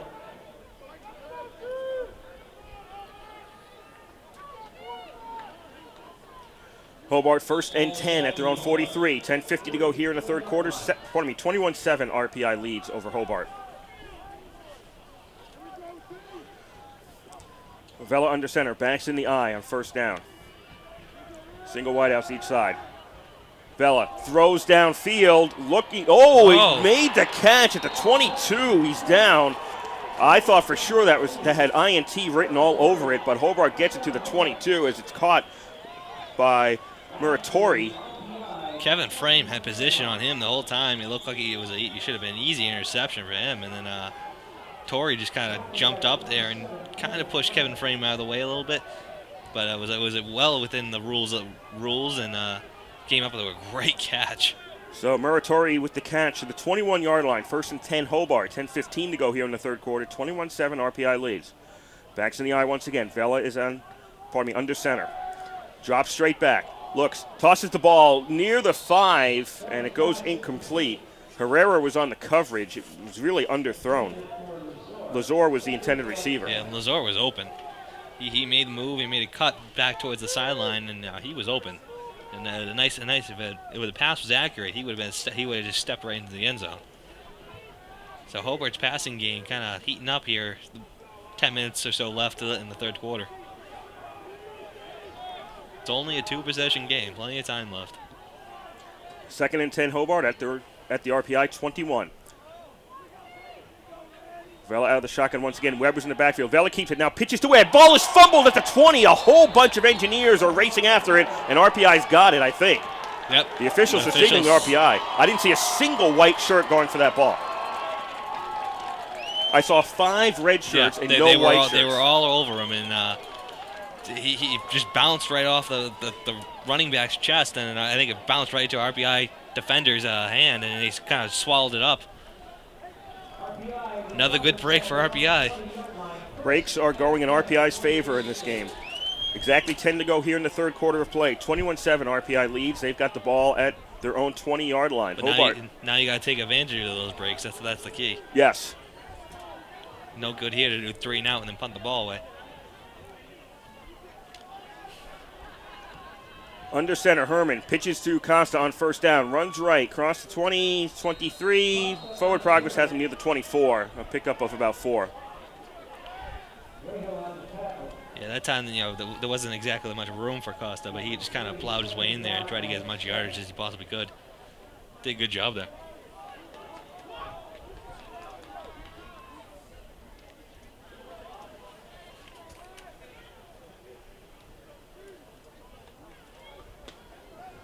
RPI to the line once more. 2nd and 7 as the ball, they'll say the 23. It's really close to the 24. As the sun is shining on the field here at the East Campus Stadium. Herman out of the shotgun on 2nd down. Tosses in the flat to McCarthy. That's complete. McCarthy gets hit once and stopped at the line of scrimmage.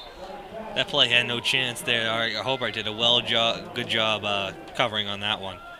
They've tried that little flat pass before with McCarthy, and it worked a little bit earlier, but this time Hobart was well scouted on that one.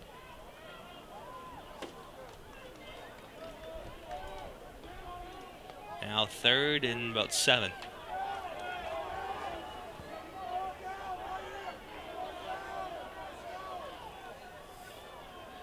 RPI out of the shotgun once again on 3rd and 7. Herman drops straight back. Doesn't see anything. Doesn't see the pressure behind him. Loses. No, he still got the ball. Nope. Still had the ball, but he's tackled at the 8 for the sack. I thought it looked like it was going to be a strip sack, and Herman might be hurt on the play. He is down, and they'll stop the clock for an official timeout as Herman looks to be shaken up as he's moving around on the ground. 8:21 to go here in the third quarter of play. RPI 21, Hobart 7. It looked like he was about to be strip sacked on that one, and when the hand came down, the ball looked like it was going to be he kind of cradled it with his other hand. It was able to hold on to it. It was kind of right by his gut, right by his belly button, the way he was holding the ball, and he went down. Herman gets up under his own power and makes it over to the sidelines, and RPI, we expect to be sending out the punt team as they are back at their own 9.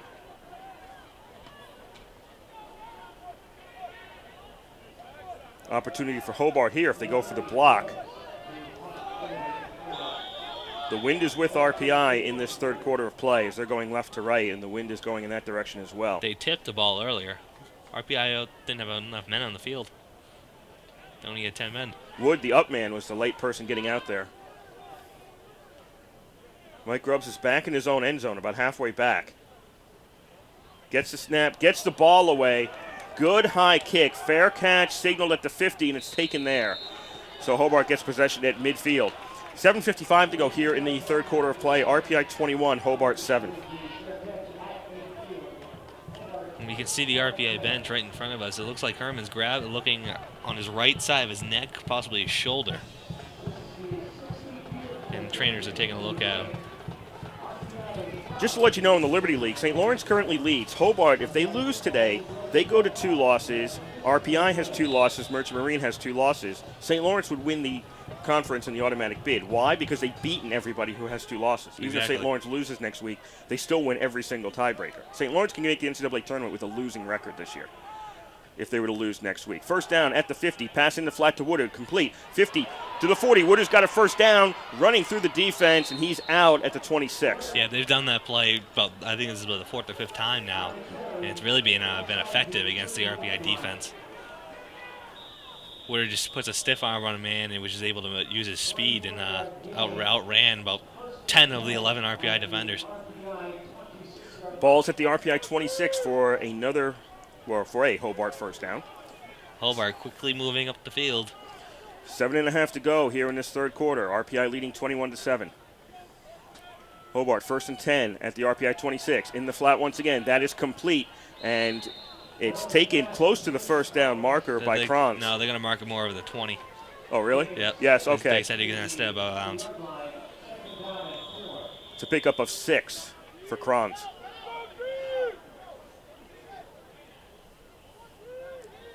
Hobart in the red zone once again. They're right at the 20.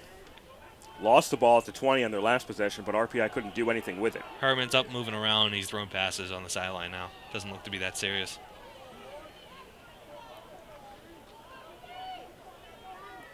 Vela out of the shotgun on 2nd and 4. 3 wideouts. Vela looks left, into the corner, the end zone, up, and it's stripped away. Actually stripped away, playing defense. Muratori had to play defense against the defender to keep him away from getting an interception. Almost as a simultaneous catch, and then it popped out. And what wasn't seen was Vela took a hit right after he threw the ball. RPI's defensive line really penetrating there, and Vela's been doing a good job under pressure throwing the ball, and he's been taking a lot of big hits. 3rd down and 4 for Hobart at the 20-yard line of RPI. Let's see if they run the ball here. Backs in the eye. They are shifting the tight end and the man in the slot to the right side. They'll run that way, kind of. They'll get the first down as they're inside the 15 to the 13. See, this is the thing with Hobart's offense. They can hit you so many ways. They can hit you in the deep passing game, the running game, short passing game, yards after the catch. They really can do it all. RPI's defense has been doing a good job holding this offense, who scored 32 points a game average over the first few games here, to only 7. Juan O'Farrell on that carry. First down. RPI moves across the line. I think this might be a false start against Hobart. It's first down and 10, Hobart at the 13. Rich Jampa, the referee for today's game, indicates false start against Hobart. It will be 1st and 15 back at the 18-yard line.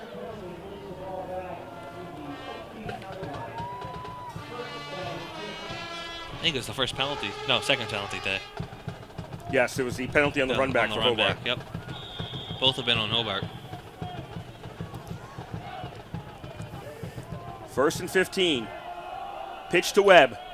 Webb to the 15. Almost fell down. Stays on his feet. Webb still on his feet. How is that possible? And he's out at the 12. He must have bounced off at least 3 RPI defenders on that one. Looking at the replay. He got it at the 24. He got hit at the 22. Hit again at the 20. Was being pushed around the 12, and he made it to the 11. Almost gets all that penalty yardage back.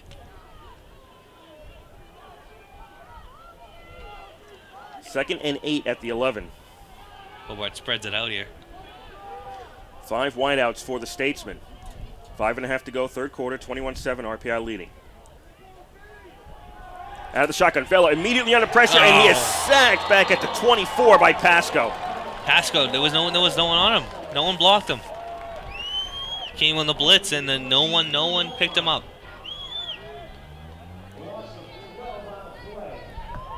That was big. Now you set up a 3rd and long. 3rd and 20 for Hobart, according to Al Shibley. Hobart needs points. Rochester helped them out by beating St. Lawrence, but Hobart has to help themselves. 4 wideouts, Webb in the backfield. 3 of the wideouts are on the right-hand side. Vela out of the shotgun. Scans the field. Only a 3-man rush. Pass complete. Not a first down. Nope. Now he's got it. Now it looks like Muratori got it to the 2. Wow. The 3. Call it the 3. Oh. That's close. They have to go to the... See on the replay. Dove. I think he to got the it. 3. Did he actually get it? Where the markers... Nope, now they're moving the chains. Now moving the change. I think First down. Yeah. That was a great play by Maritoni, though. He caught it about 2 yards shy of the first down and just kind of powered his way over the first down marker, and then he was brought down. Ball's at the 3. 1st and goal for Hobart. 4:10 to go here in the 3rd quarter. 21-7, RPI leads. Backs in the eye, double tight end formation. Woodard is the only wideout. To give us to Webb on 1st down. He gets hit, won't make it in. Stopped at the 1. McCormick was the first person to get a hand on him. Last time RBI's defense was in this situation, Vela scored their only touchdown on a quarterback sneak on 3rd down. They held them on 1st and 2nd down, and Vela on the QB sneak from the 1.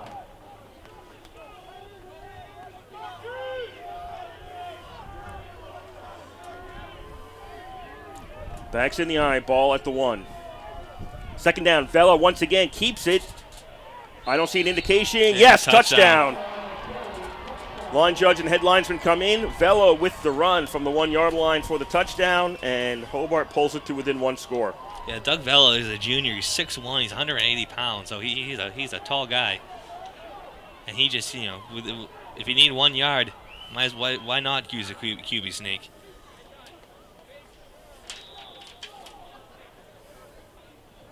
Hobart now brings us down to a 1-possession game. 3:25 left in the 3rd quarter. Guevara on to try the extra point. Snap, spots down, kick is up, and the kick is good. So 3:25 to go in the 3rd quarter, 21-14, RPI now leads. If you look at that drive there by Hobart, the one thing here the one thing that screams out at you is the 3rd and 20, which they converted. Remember Tony converting down a long pass, and he caught it at around the 5 yard line, had to get to the 3, and he kind of dragged his defender over the first down marker, and he dove for it, and he got the first down. That was the key play there. If you're RPI's defense, you really got to think, wow, they let one go.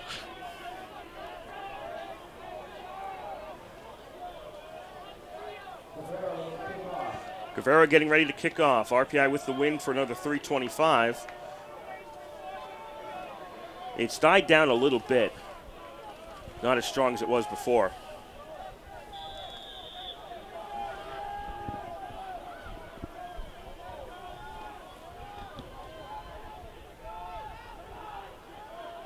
They're trying an onside kick?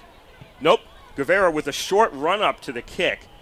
Taken at the 30-yard line by the Engineers, one of the upmen, and stopped at the 37. That was Marciano, I think, who got it? I think so, yeah. Yeah. It was basically a two-step run by Guevara up to the ball. He didn't take the long run. He just made it look like it was an onside kick, but actually booted it downfield, and it's returned by RPI to the 37-yard line.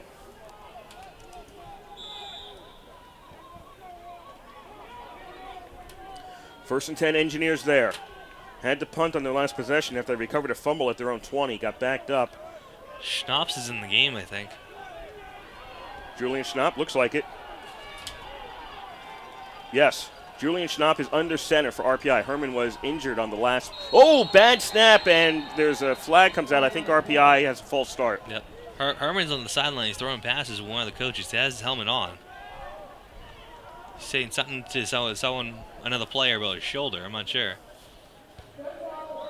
That's Jeff McCormick he was talking to.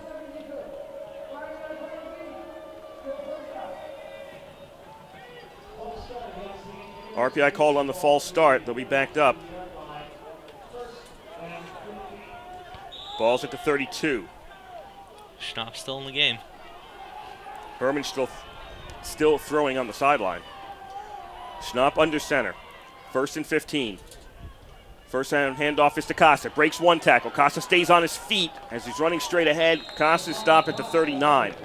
Yeah, he had a big hole there to run through, and because he's so fast, he was just able to cut through it, and he was just running hard. That's what Nick Costa does. He runs hard. Sets up a 2nd and 8.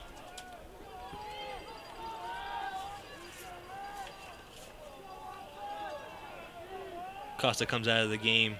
Eric Marciano comes in.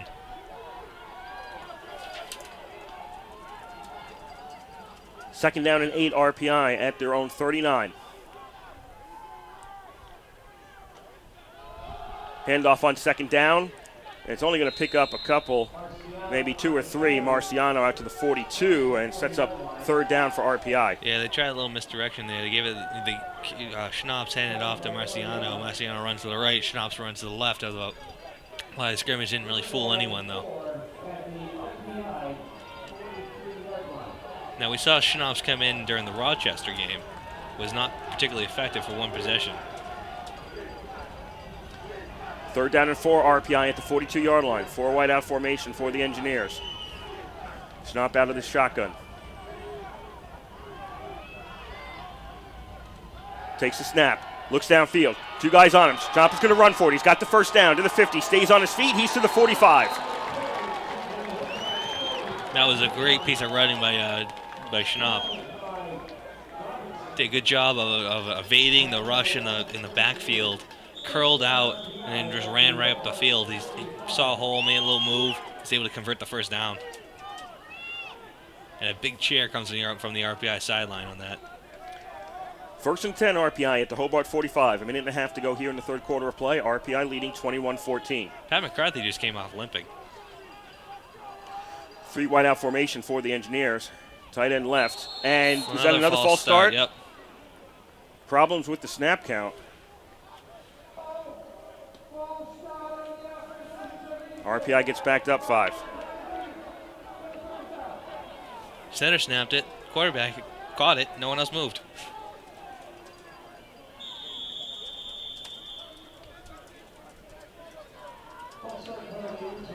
Ball's back to the 50 for 1st and 15.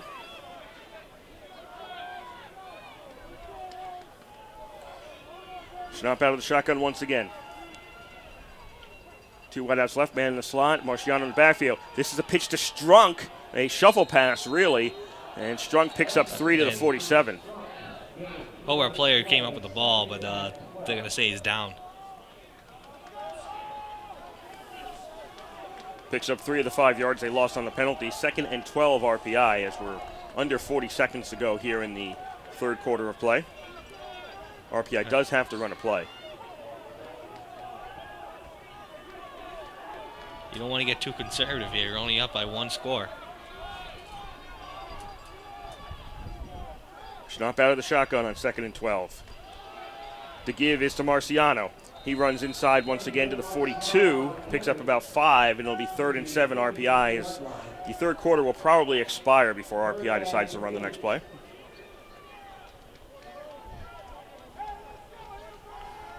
And they got to come over to the sideline.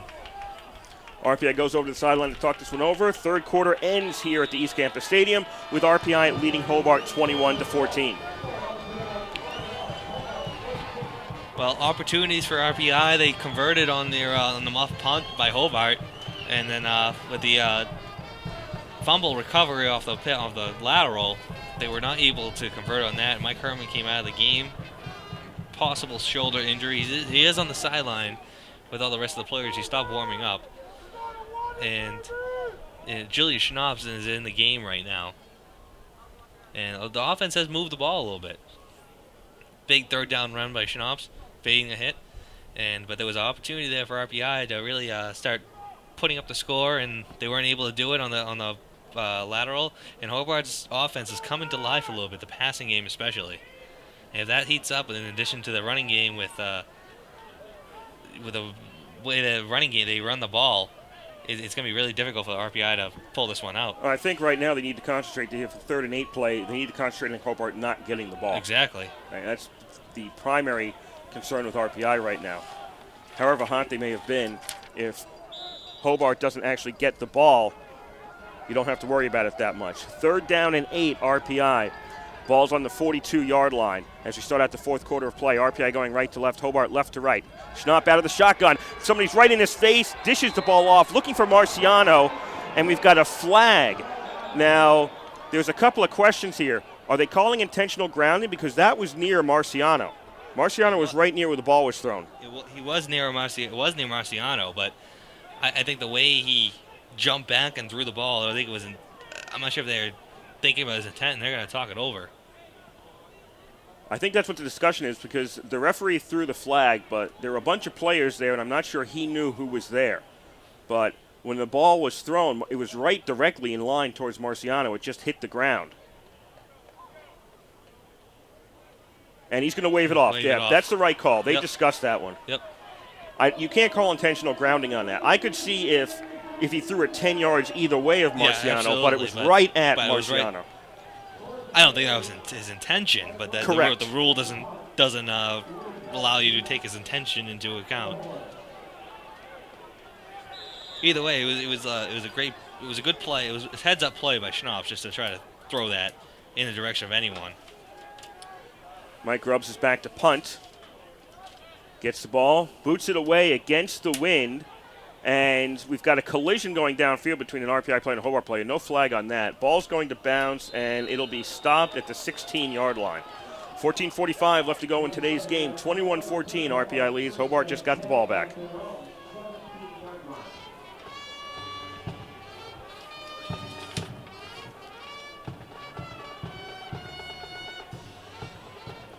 Hobart almost doubled their total yards from halftime to in the third quarter. They're now up to 237 yards of total offense. At halftime, I believe they had 113. Yes, they did. So Hobart's offense really getting into a groove in that third quarter. Statesmen come out trailing by 7. They need a win to keep their NCAA hopes alive. If they lose, St. Lawrence is going to the NCAA tournament.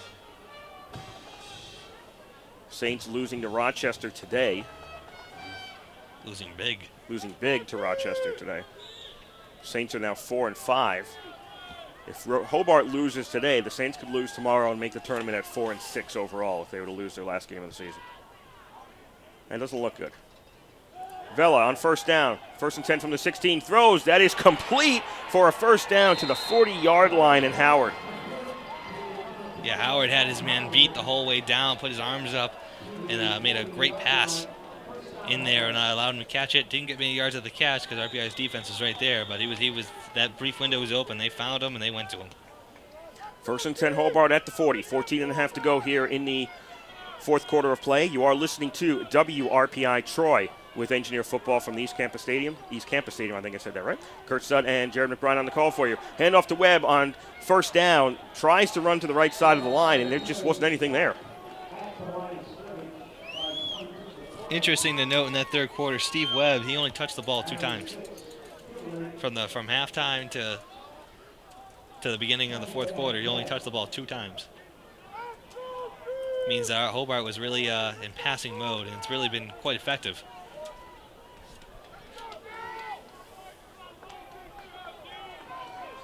Second and 10, ball at the 40 for the Statesmen. Vela out of the shotgun. 3 wideouts. Webb in the backfield. Vela takes a snap. Good protection. Plenty of time. Throws, overthrows his open receiver, and it goes incomplete. But like you said, Kurt, there was a great protection around Vela on that one. Great protection. Allowed him to scan the field, find the open man, and just overthrew it. RPI that time only rushed 4 people, though.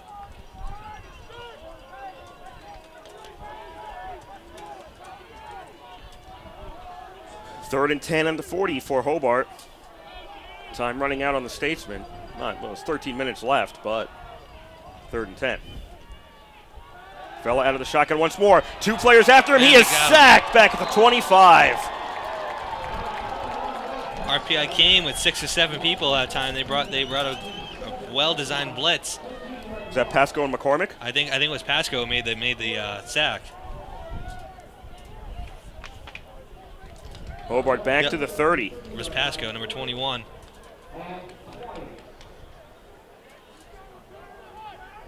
Korbaunazak back to kick the ball away. Low kick. Fair catch signal taken at the 42. RPI not taking any chances there. 12:58 to go in the game. RPI leads 21-14, and they've got the ball again. I think Mike Herman's coming back out as quarterback, too. I think I see him down there in the huddle.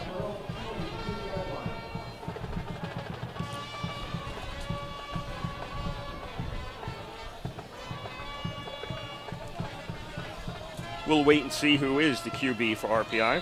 They start out in pretty good field position at their own 42. Yep, it is Herman. Herman will be coming out, so Julian Schnapp only had 1 series. They might have been giving Herman just a breather there. He took a big hit. 1st and 10, RPI at their own 42, up by 7. Costa in the backfield. Caswell goes in motion. They fake the handoff. Herman looking for a whole bunch of yards, looking for Davis. Goes up. Does he come down with the ball? No. Couldn't handle it at the 25. They had him. They had Ray Davis. He was streaking down the field, and that ball just a little bit underthrown. If Davis continues to cut, and Herman throws that ball. I think that's a completion, but still left it up there a little bit too long. They are working against the wind in this fourth quarter.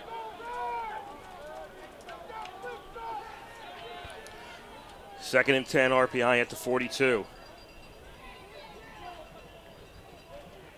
Delayed handoff, Marciano. Hit before he even gets back to the line of scrimmage, and he stopped for a loss of 2 at the 40. Yeah, didn't fake anyone out on that play. Marciano's been taking the good chunk of the snaps in this late third and early fourth quarter.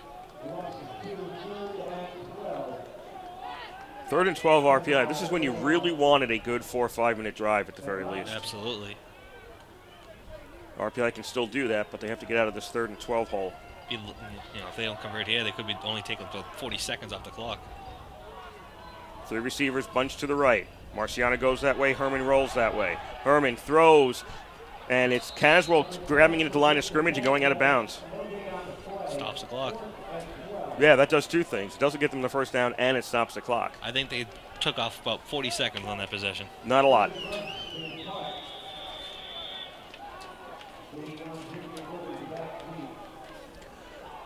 And they haven't scored an offensive touchdown since the first half. Mike Grubb's getting ready to boot the ball away. Boots it. Woodard, fair catch, takes it at the 24-yard line. 11:41 to go here in the fourth quarter. 21-14, RPI leads. Scruggs is really punting the ball much better in the second half. It was really the first quarter. He did not get a couple good punts off. And he's really gone back to his normal self, so to speak, in the second and now third and fourth quarter. Hobart gave the ball up when they were at the 30 on the punt. They got it back at the 24. Net -6, and in terms of time, a net negative minute 17. Yeah. RPI up 21-14. Hobart first and 10 at their own 24.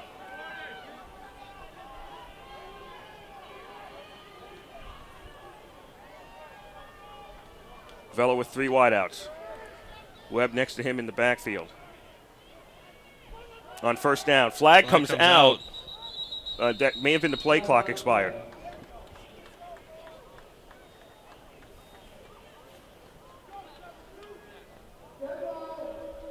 Yep. Delay of game because the field judge threw the flag right before the snap. He's responsible for that time. So that's a stupid mistake by Hobart. You can't come out after a change of possession and take a delay of game. You just can't do that.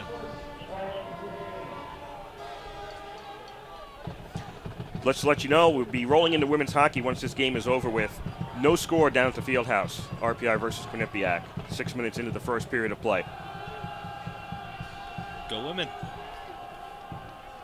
First and 15 for Hobart back at the 19-yard line.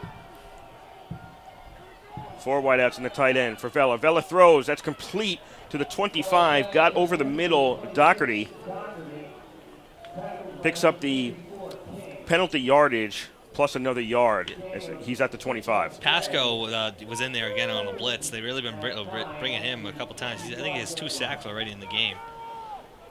And he's really been causing all sorts of problems for Vela. Pasco didn't see where the line of scrimmage was about to line up 3 yards deep in Hobart's side of the field. Second and 9 for the Statesmen. Vela rolls right with a multiple wideout formation. Throws, that's complete to the 40. That's a first down. 45, 46, 47 until he's finally tackled. Meritori. I don't think that was intentional. I don't think he was going to Meritori. He overthrew Woodard on. I think that was it.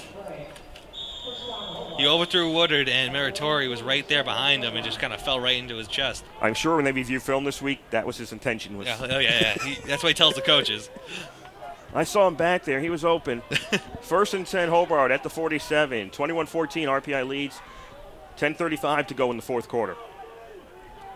Vela out of the shotgun. Delayed handoff to Webb. Webb gets hit at the line of scrimmage and stopped. Yeah, that was Colin King coming up and making the initial hit. Webb has not been much of a presence after the early first quarter. At first quarter, he was having a big day, and then after that, like I said, in the third quarter, he only had 2 touches. Could be because they because they were down by 2 scores. They started passing the ball more.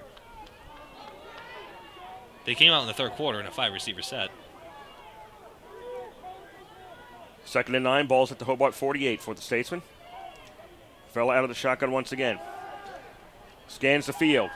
He's got time, throws the ball, overthrows, intercepted by the Engineers.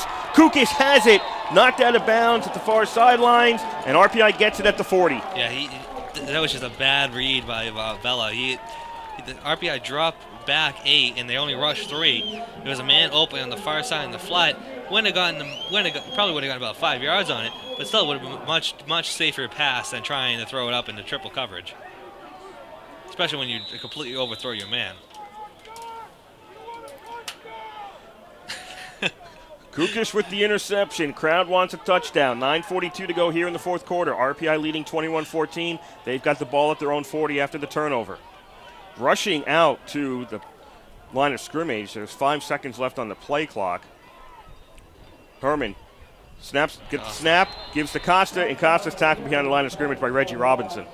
Yeah, Hobart's been gaining great penetration in the second half.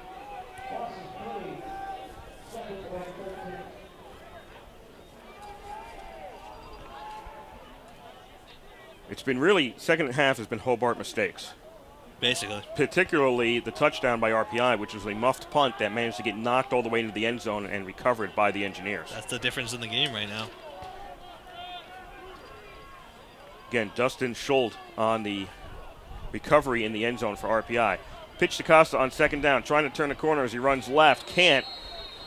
Managed to get back to the line of scrimmage, and it's now 3rd and 13. See, I think now you're going a little bit too conservative. Last time, they threw the ball, and on a long, deep down to Davis, and didn't get it. Then they ran it once, and then they threw it away. You don't want to get in these 2nd and long, 3rd and long situations when you're trying to get time off the clock.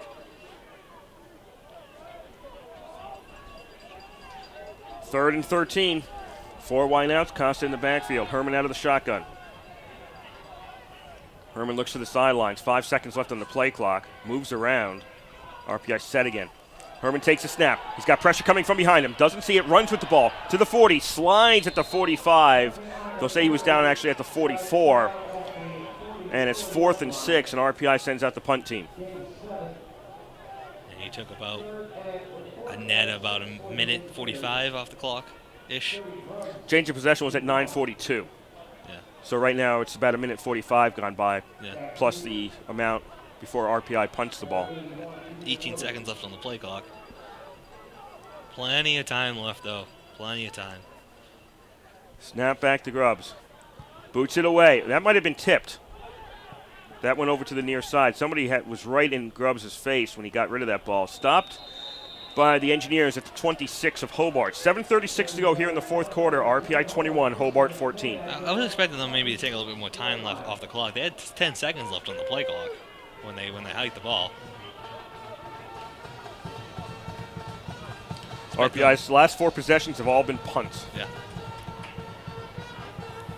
They're all starting around the same yardage line for Hobart. 20, 25-yard line. Yeah, 24 the previous one, 16 before that, 26 now. Scruggs has done a good job punting the ball in the second half. Hobart needs to win to keep their playoff hopes alive in terms of the NCAAs. If they lose, St. Lawrence is going. 4 wideout formation for Hobart on 1st and 10 at their own 26. Vela, under pressure from Brown, gets rid of the ball. Was there anybody there? Yes. Yes, there was. Yes. They were trying to set up a screen, and it just didn't materialize because RPI had it well scouted. Webb was actually overthrown by that ball. It Yeah. went over him. Yeah.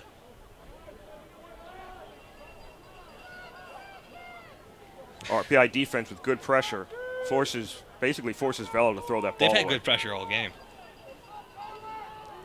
Ball stays at the 26. 2nd and 10, Hobart. 7:32 to go in the game. 4 wideouts. Webb in the backfield. Vela out of the shotgun. Takes a snap. Looks downfield. Blitz is picked up. Bad pass, but it's caught! Unbelievably caught at the 33 by Lazor. Not a good pass, just floating up out there, and Lazar comes down with it, and Hobart's in the RPI territory. It was just, like Kurt said, it was just a bad pass, and Lazar made a great catch.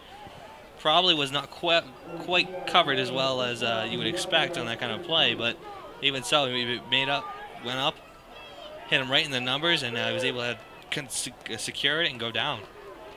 1st and 10 Hobart at the RPI 32, 7:05 to go in the fourth quarter. Engineers up by 7. And Vela sees something he doesn't like, and he'll call a timeout. That is the first timeout for Hobart in this second half.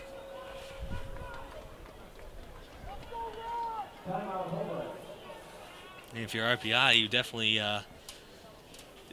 this could be the deepest penetration Hobart has for the rest of the game, so you really need your defense to really come up on this one. 7 minutes left in the fourth quarter. RPI up 21-14. Hobart on the RPI 32-yard line. And again, Hobart needs to win. They need to win next week and have St. Lawrence lose to WPI for Hobart to go to the NCAA tournament.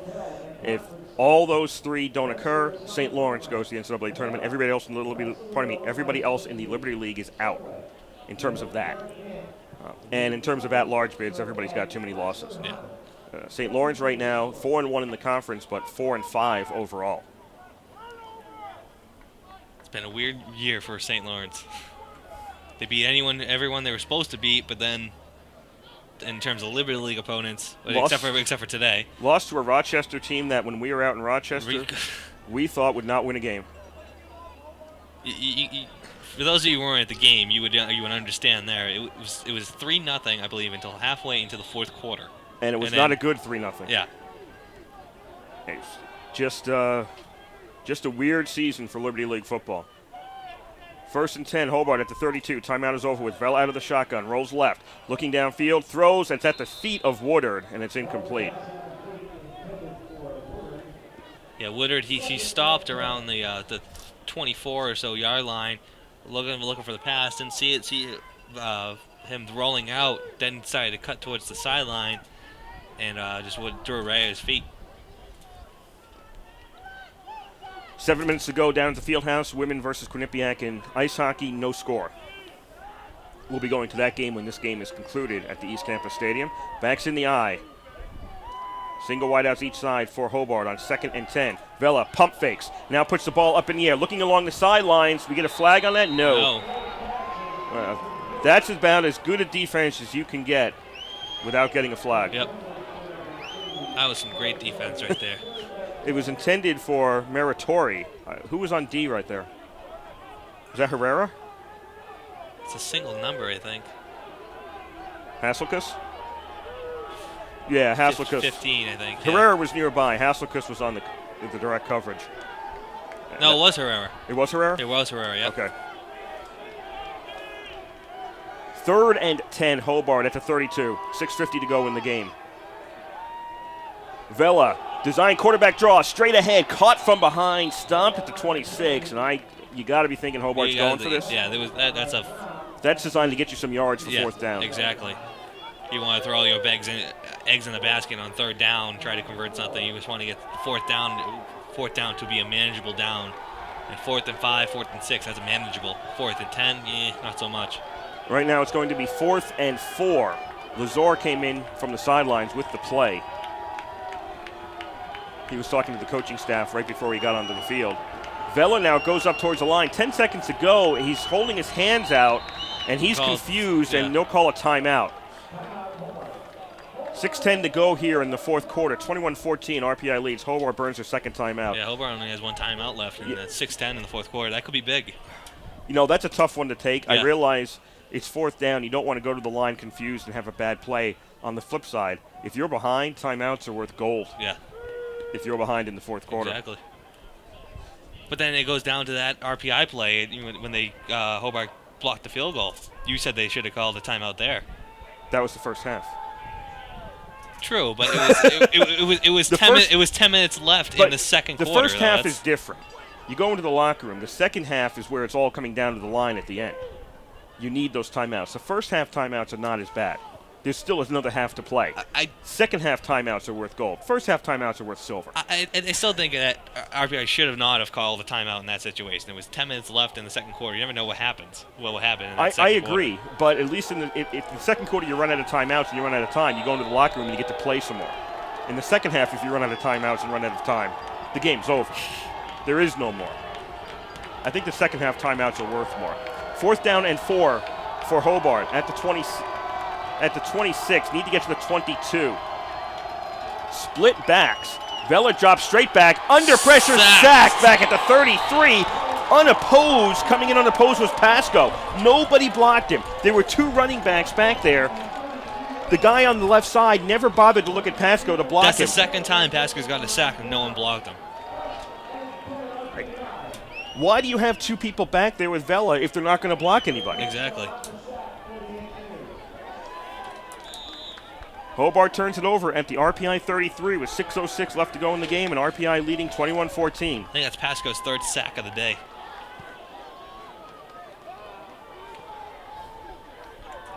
Now, RPI needs a real good ball control drive. They need a ball control drive. Huh? Or a touchdown. One of the 2. Another man. RPI late getting the last man onto the field. They snap the ball with 1 second left. Caswell takes the ball end around. Flags comes out on the play as Caswell races to the sidelines, and he's knocked out of bounds. And we'll have to straighten this one out. It could be RPI wasn't set because they snapped the ball pretty quickly. It was down to 1 second on the play clock. Yeah. RPI, a couple of plays today. They were late getting the 11th man onto the field. They happened a lot last week, too. Yep, that's what's going to be called for. It's an illegal shift.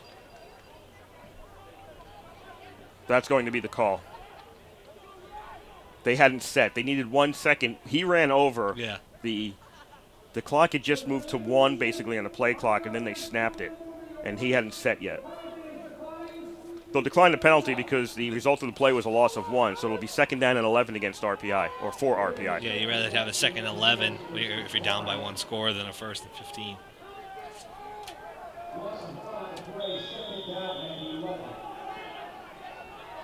RPI this time has 11 guys out there.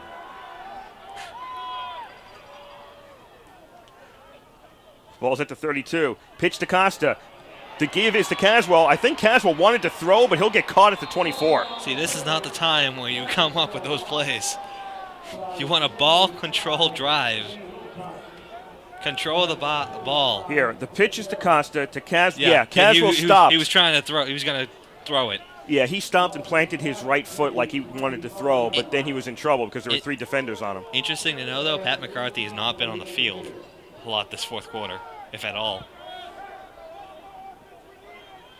Is he along the sidelines? I don't think so. I thought I saw him limping off the field in the 3rd quarter. RPI out of the shotgun on 3rd down and long. Herman takes it, he runs, and he'll get 1 yard to the 26. And that was not I have problems with the play calling on that series.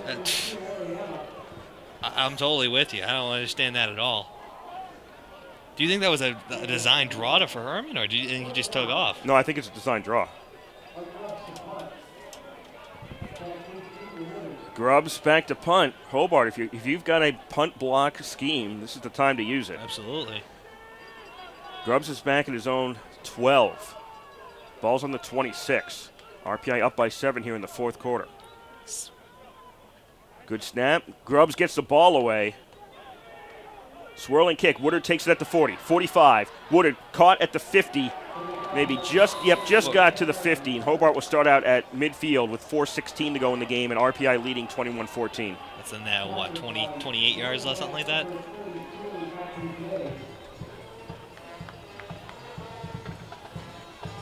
RPI's last 5 possessions have been punts.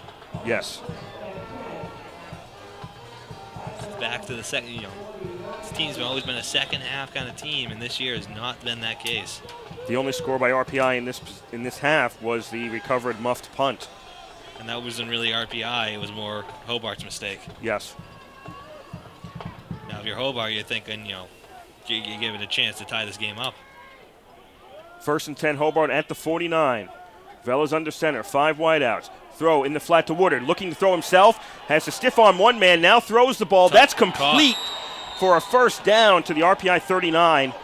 Meritori on the reception. It's been a lot of those plays today. Having wide receivers, running backs throw the ball.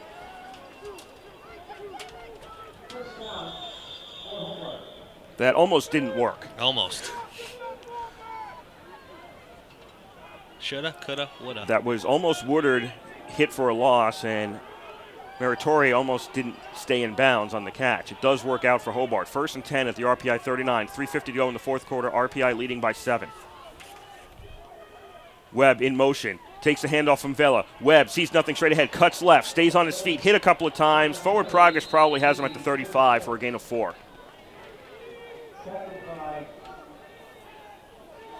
Hobart not very urgent right now. They're just, taking their time. Plenty of time on the clock.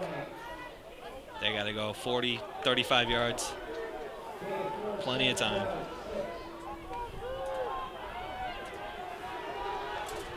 Hobart to the line. 2nd down and 6 at the 35. 3:10 to go in the game. Vela looks to the sideline. Webb's in the backfield. Hobart executes a shift. Now they've set.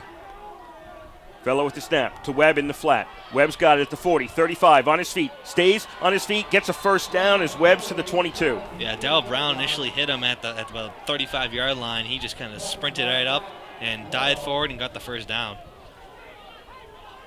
Hobart's moving those chains.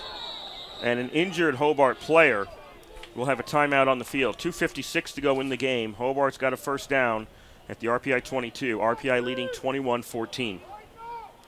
Yeah, it's Kyle Sandy, the offensive lineman for Hobart. He's their right guard.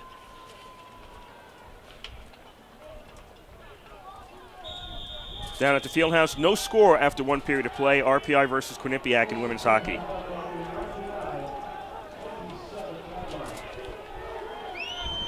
Hobart comes to the line. 1st and 10 at the 22. Clock has restarted. 2:40 to go in the game. The back's in the eye. 2 wide outs to the right for Vela. Pitches to Webb. Follows his block. Hit at the 25 and falls backwards and hits the ground. I'm not sure if he fell backwards. I'm not sure if he was hit. He hit his own offensive lineman maybe. I think he just bounced right off of that. Yep. Yeah, you're right. Looking at it looks like his feet got tangled up. Looks more like an oops than anything else. A lot of oops for Hobart this game. The turnover story has been not Hobart's thing today. Plenty of time left. 2 minutes to go. They're only on the 27-yard line. Just hit the 2-minute mark left in the fourth quarter. Hobart's at the 26, 2nd and 9. Vela looks downfield, throws. Woodard complete. Yes, Woodard's got it at the 2. I don't know how he threaded that through. There was 4 men around Woodard. 5, really. 5, another yeah. guy closing 9. in on Woodard. He managed to get it to Woodard at the 2. 1st and goal, Hobart. 1:40 to go. That pass rush of RPI has not been there this last couple drives. Hobart's offensive lineman really doing a good job. 1:30 to go. Hobart, some confusion on the offensive line. 1:25 to go. First down. Webb takes it, dives for the end zone. Is he in? No. Yes. Yes. Head linesman comes in, says touchdown. Hobart pulls to within 1 with 80 seconds left. Now the question is, did Hobart leave too much time? You know what? I understand people talk about that. In my opinion, you need to score the points first. Exactly. Worry about that later. Hobart is going to try for the kick. They're going for the tie here. Conventional wisdom is play for the tie on the road. Yep. Guevara. Vela is the holder. Guevara with the kick to tie this one up. Snap, spot. Kick is up, and the kick is good. 1:20 left to go in today's game, and we are all tied at 21. Yep. You'll give that offense so many possessions, and eventually they're gonna come up with a touchdown. It's been a one-score game ever since the beginning of the fourth quarter, and RPI has done absolutely nothing offensively in this quarter. And there's only so many times you can get to Hobart. Hobart can get to the RPI 30-yard line, 25-yard line, 35-yard line before they start converting and get the touchdown. This kind of offense. Now RPI has a chance to take the ball down the field, either score a game, a go-ahead touchdown or go-ahead field goal. And Hobart's really battled back in this game, and they had a lot of mistakes, especially in the second half. The big ones, the muff punt, which brings us to 21-21. Brought RPI to 21 at least, and then a couple interceptions and a fumble this half. But they've gotten chance after chance after chance, and they've tied the game up. Haven't made Hobart pay for the mistakes except for that one. Exactly. They have not taken advantage except for the muff punt. And the Alfred game, they made Alfred pay for every mistake pretty much in that game. Today, that hasn't been the case. Guevara boots the ball away. Taken by Wood at the 23, 25, 30, 35. Wood still on his feet, makes it to the 41. RPI has it there with 1:15 left in the game, tied at 21.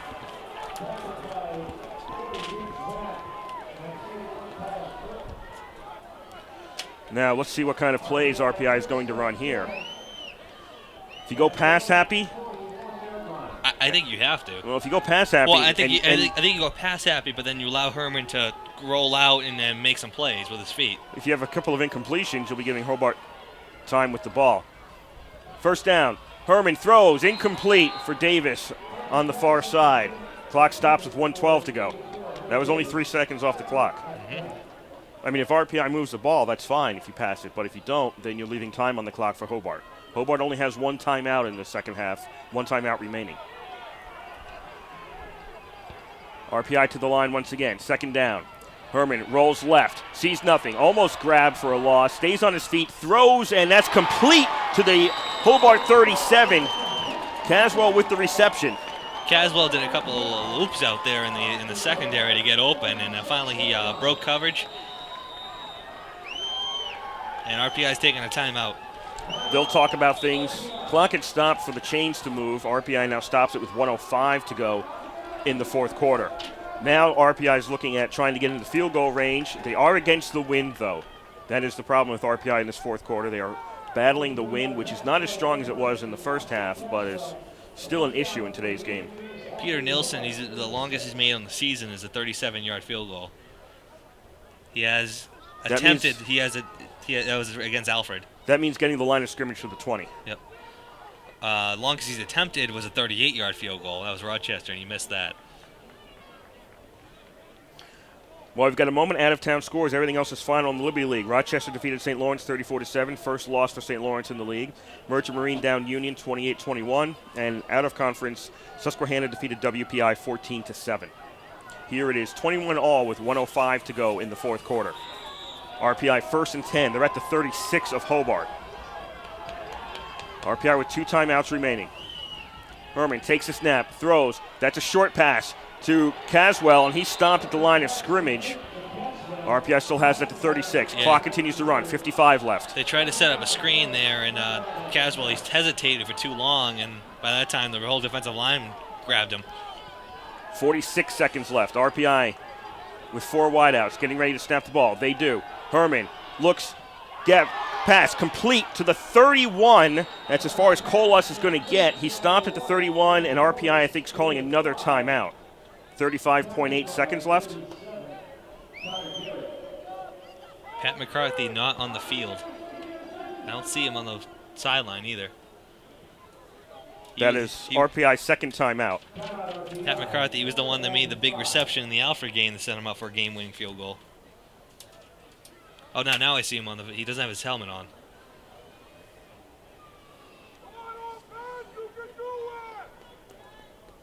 Ball's at the 31. RPI has it. 3rd and 5 with 35.8 seconds left. Game tied at 21. And we talked before, Nilsson's longest kick this year, a 37-yarder. That means the line of scrimmage would have to be to the 20. Yeah. And he did have one block today. Timeout is over with. RPI comes out. 3rd and 5 at the 31. 3 wide receivers to the right. Costas in the backfield. Colas is alone on the left. Herman rolls right. Looking downfield. Throws. That's complete to Caswell. He Gets the first down out at the 25-yard line. And that'll stop the clock. 30.4 seconds left. RPI 1st and 10 at the 25. Caswell's made some big grabs on this drive. Big grabs. RPI with 1 timeout remaining. Herman out of the shotgun, throws, sideline, is complete to Davis. He's down. His foot stepped out at the 17. 25.9 seconds left. Now they're within Nilsson's range. Obviously, they want to get a little bit closer for Nilsson, try to make this even more makeable. They are going against the wind. There would be a 34-yard kick at this point. Herman on 2nd down. Takes a snap out of the shotgun. Throws. Colas has it at the 15. He's out of bounds. That picks up about 2. And moves it to... Should be a 1st down. I think it might be 3rd in inches. The ball's right on the 15. Now they're going to blow... I think the officials want to look at this one. The referee just turned around and took a look and saw, hey, that's kind of close. Nope. It's going to be 3rd and inches. RPI pulls everybody close to Herman. Herman takes a knee. He moves into the middle of the field, takes a knee. They wanted to set up a better angle for Nilsson. Clock continues to run. RPI may run this all the way down to about 3 seconds left. It'll be 4th down, so it doesn't matter. If it's a bad snap, it doesn't matter. 3.1 seconds left. RPI takes a timeout. They might change the clock. I thought I heard the whistle before the clock stopped. Yeah, they might add about half a second on.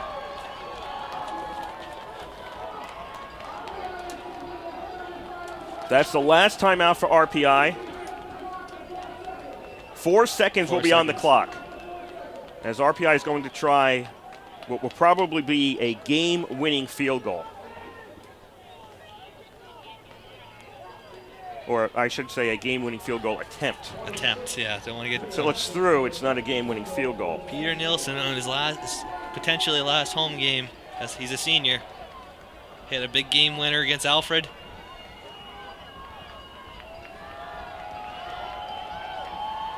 Keller is the holder.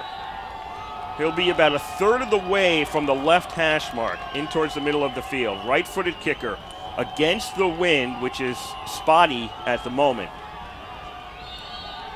And Hobart calls a timeout. Hey, use them or lose them. Yep. That's their last timeout of this second half. Saw last Sunday in the NFL. Kansas City, yeah? Yeah, it mattered a great deal when they took the timeout right before the kick You know, was I good. think it's the first time it's happened in years that's actually worked. How disappointing was that for the kicker? He makes a perfect kick, and then he has to do it again, and it wasn't there.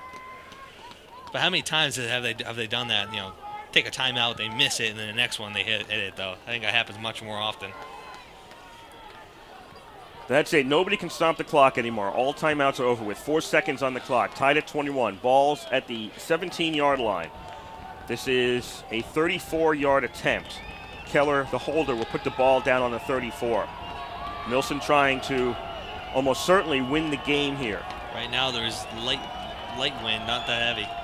Depends on where you... Yeah, it depends on where if you get it up there, the flag is higher up. The snap, spots down, kick is up, and the kick is good! Time expires. RPI wins 24-21 over Hobart.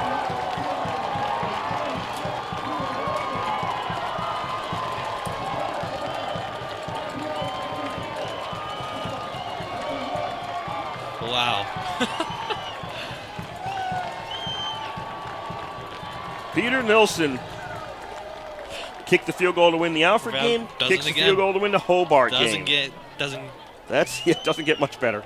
Homecoming and then senior day as a senior.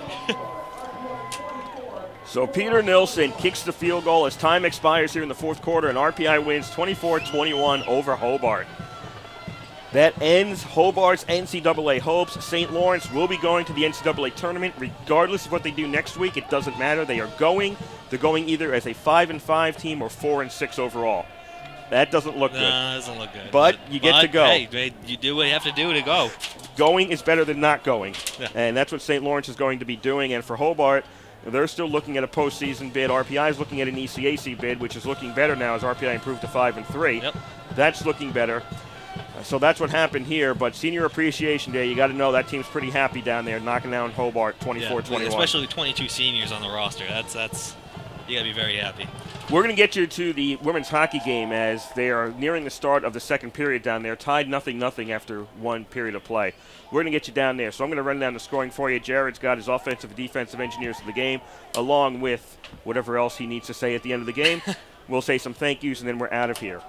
Hobart got on the board first today, 8:45 left in the first quarter. Doug Vella with a 1-yard run. Guevara with the kick made it 7-0 Hobart. RPI would tie it back in the second quarter, 9:37 left to go. Mike Herman with a 42-yard pass reception from Ray Davis. Not a pass to Ray Davis, he received it from Ray Davis. Nilsson's kick tied it up at 7.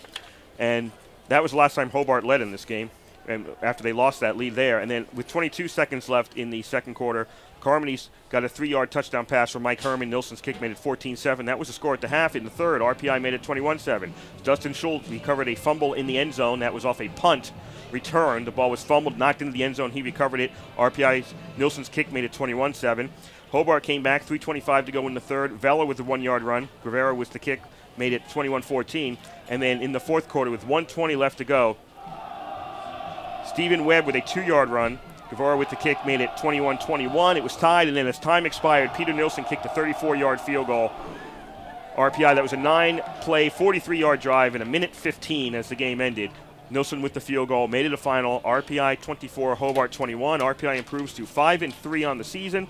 They are 3-2 in the conference. Hobart falls to 5-3 overall, and they are also 3-2 in the conference. And as I mentioned before, Hobart's NCAA chances are gone.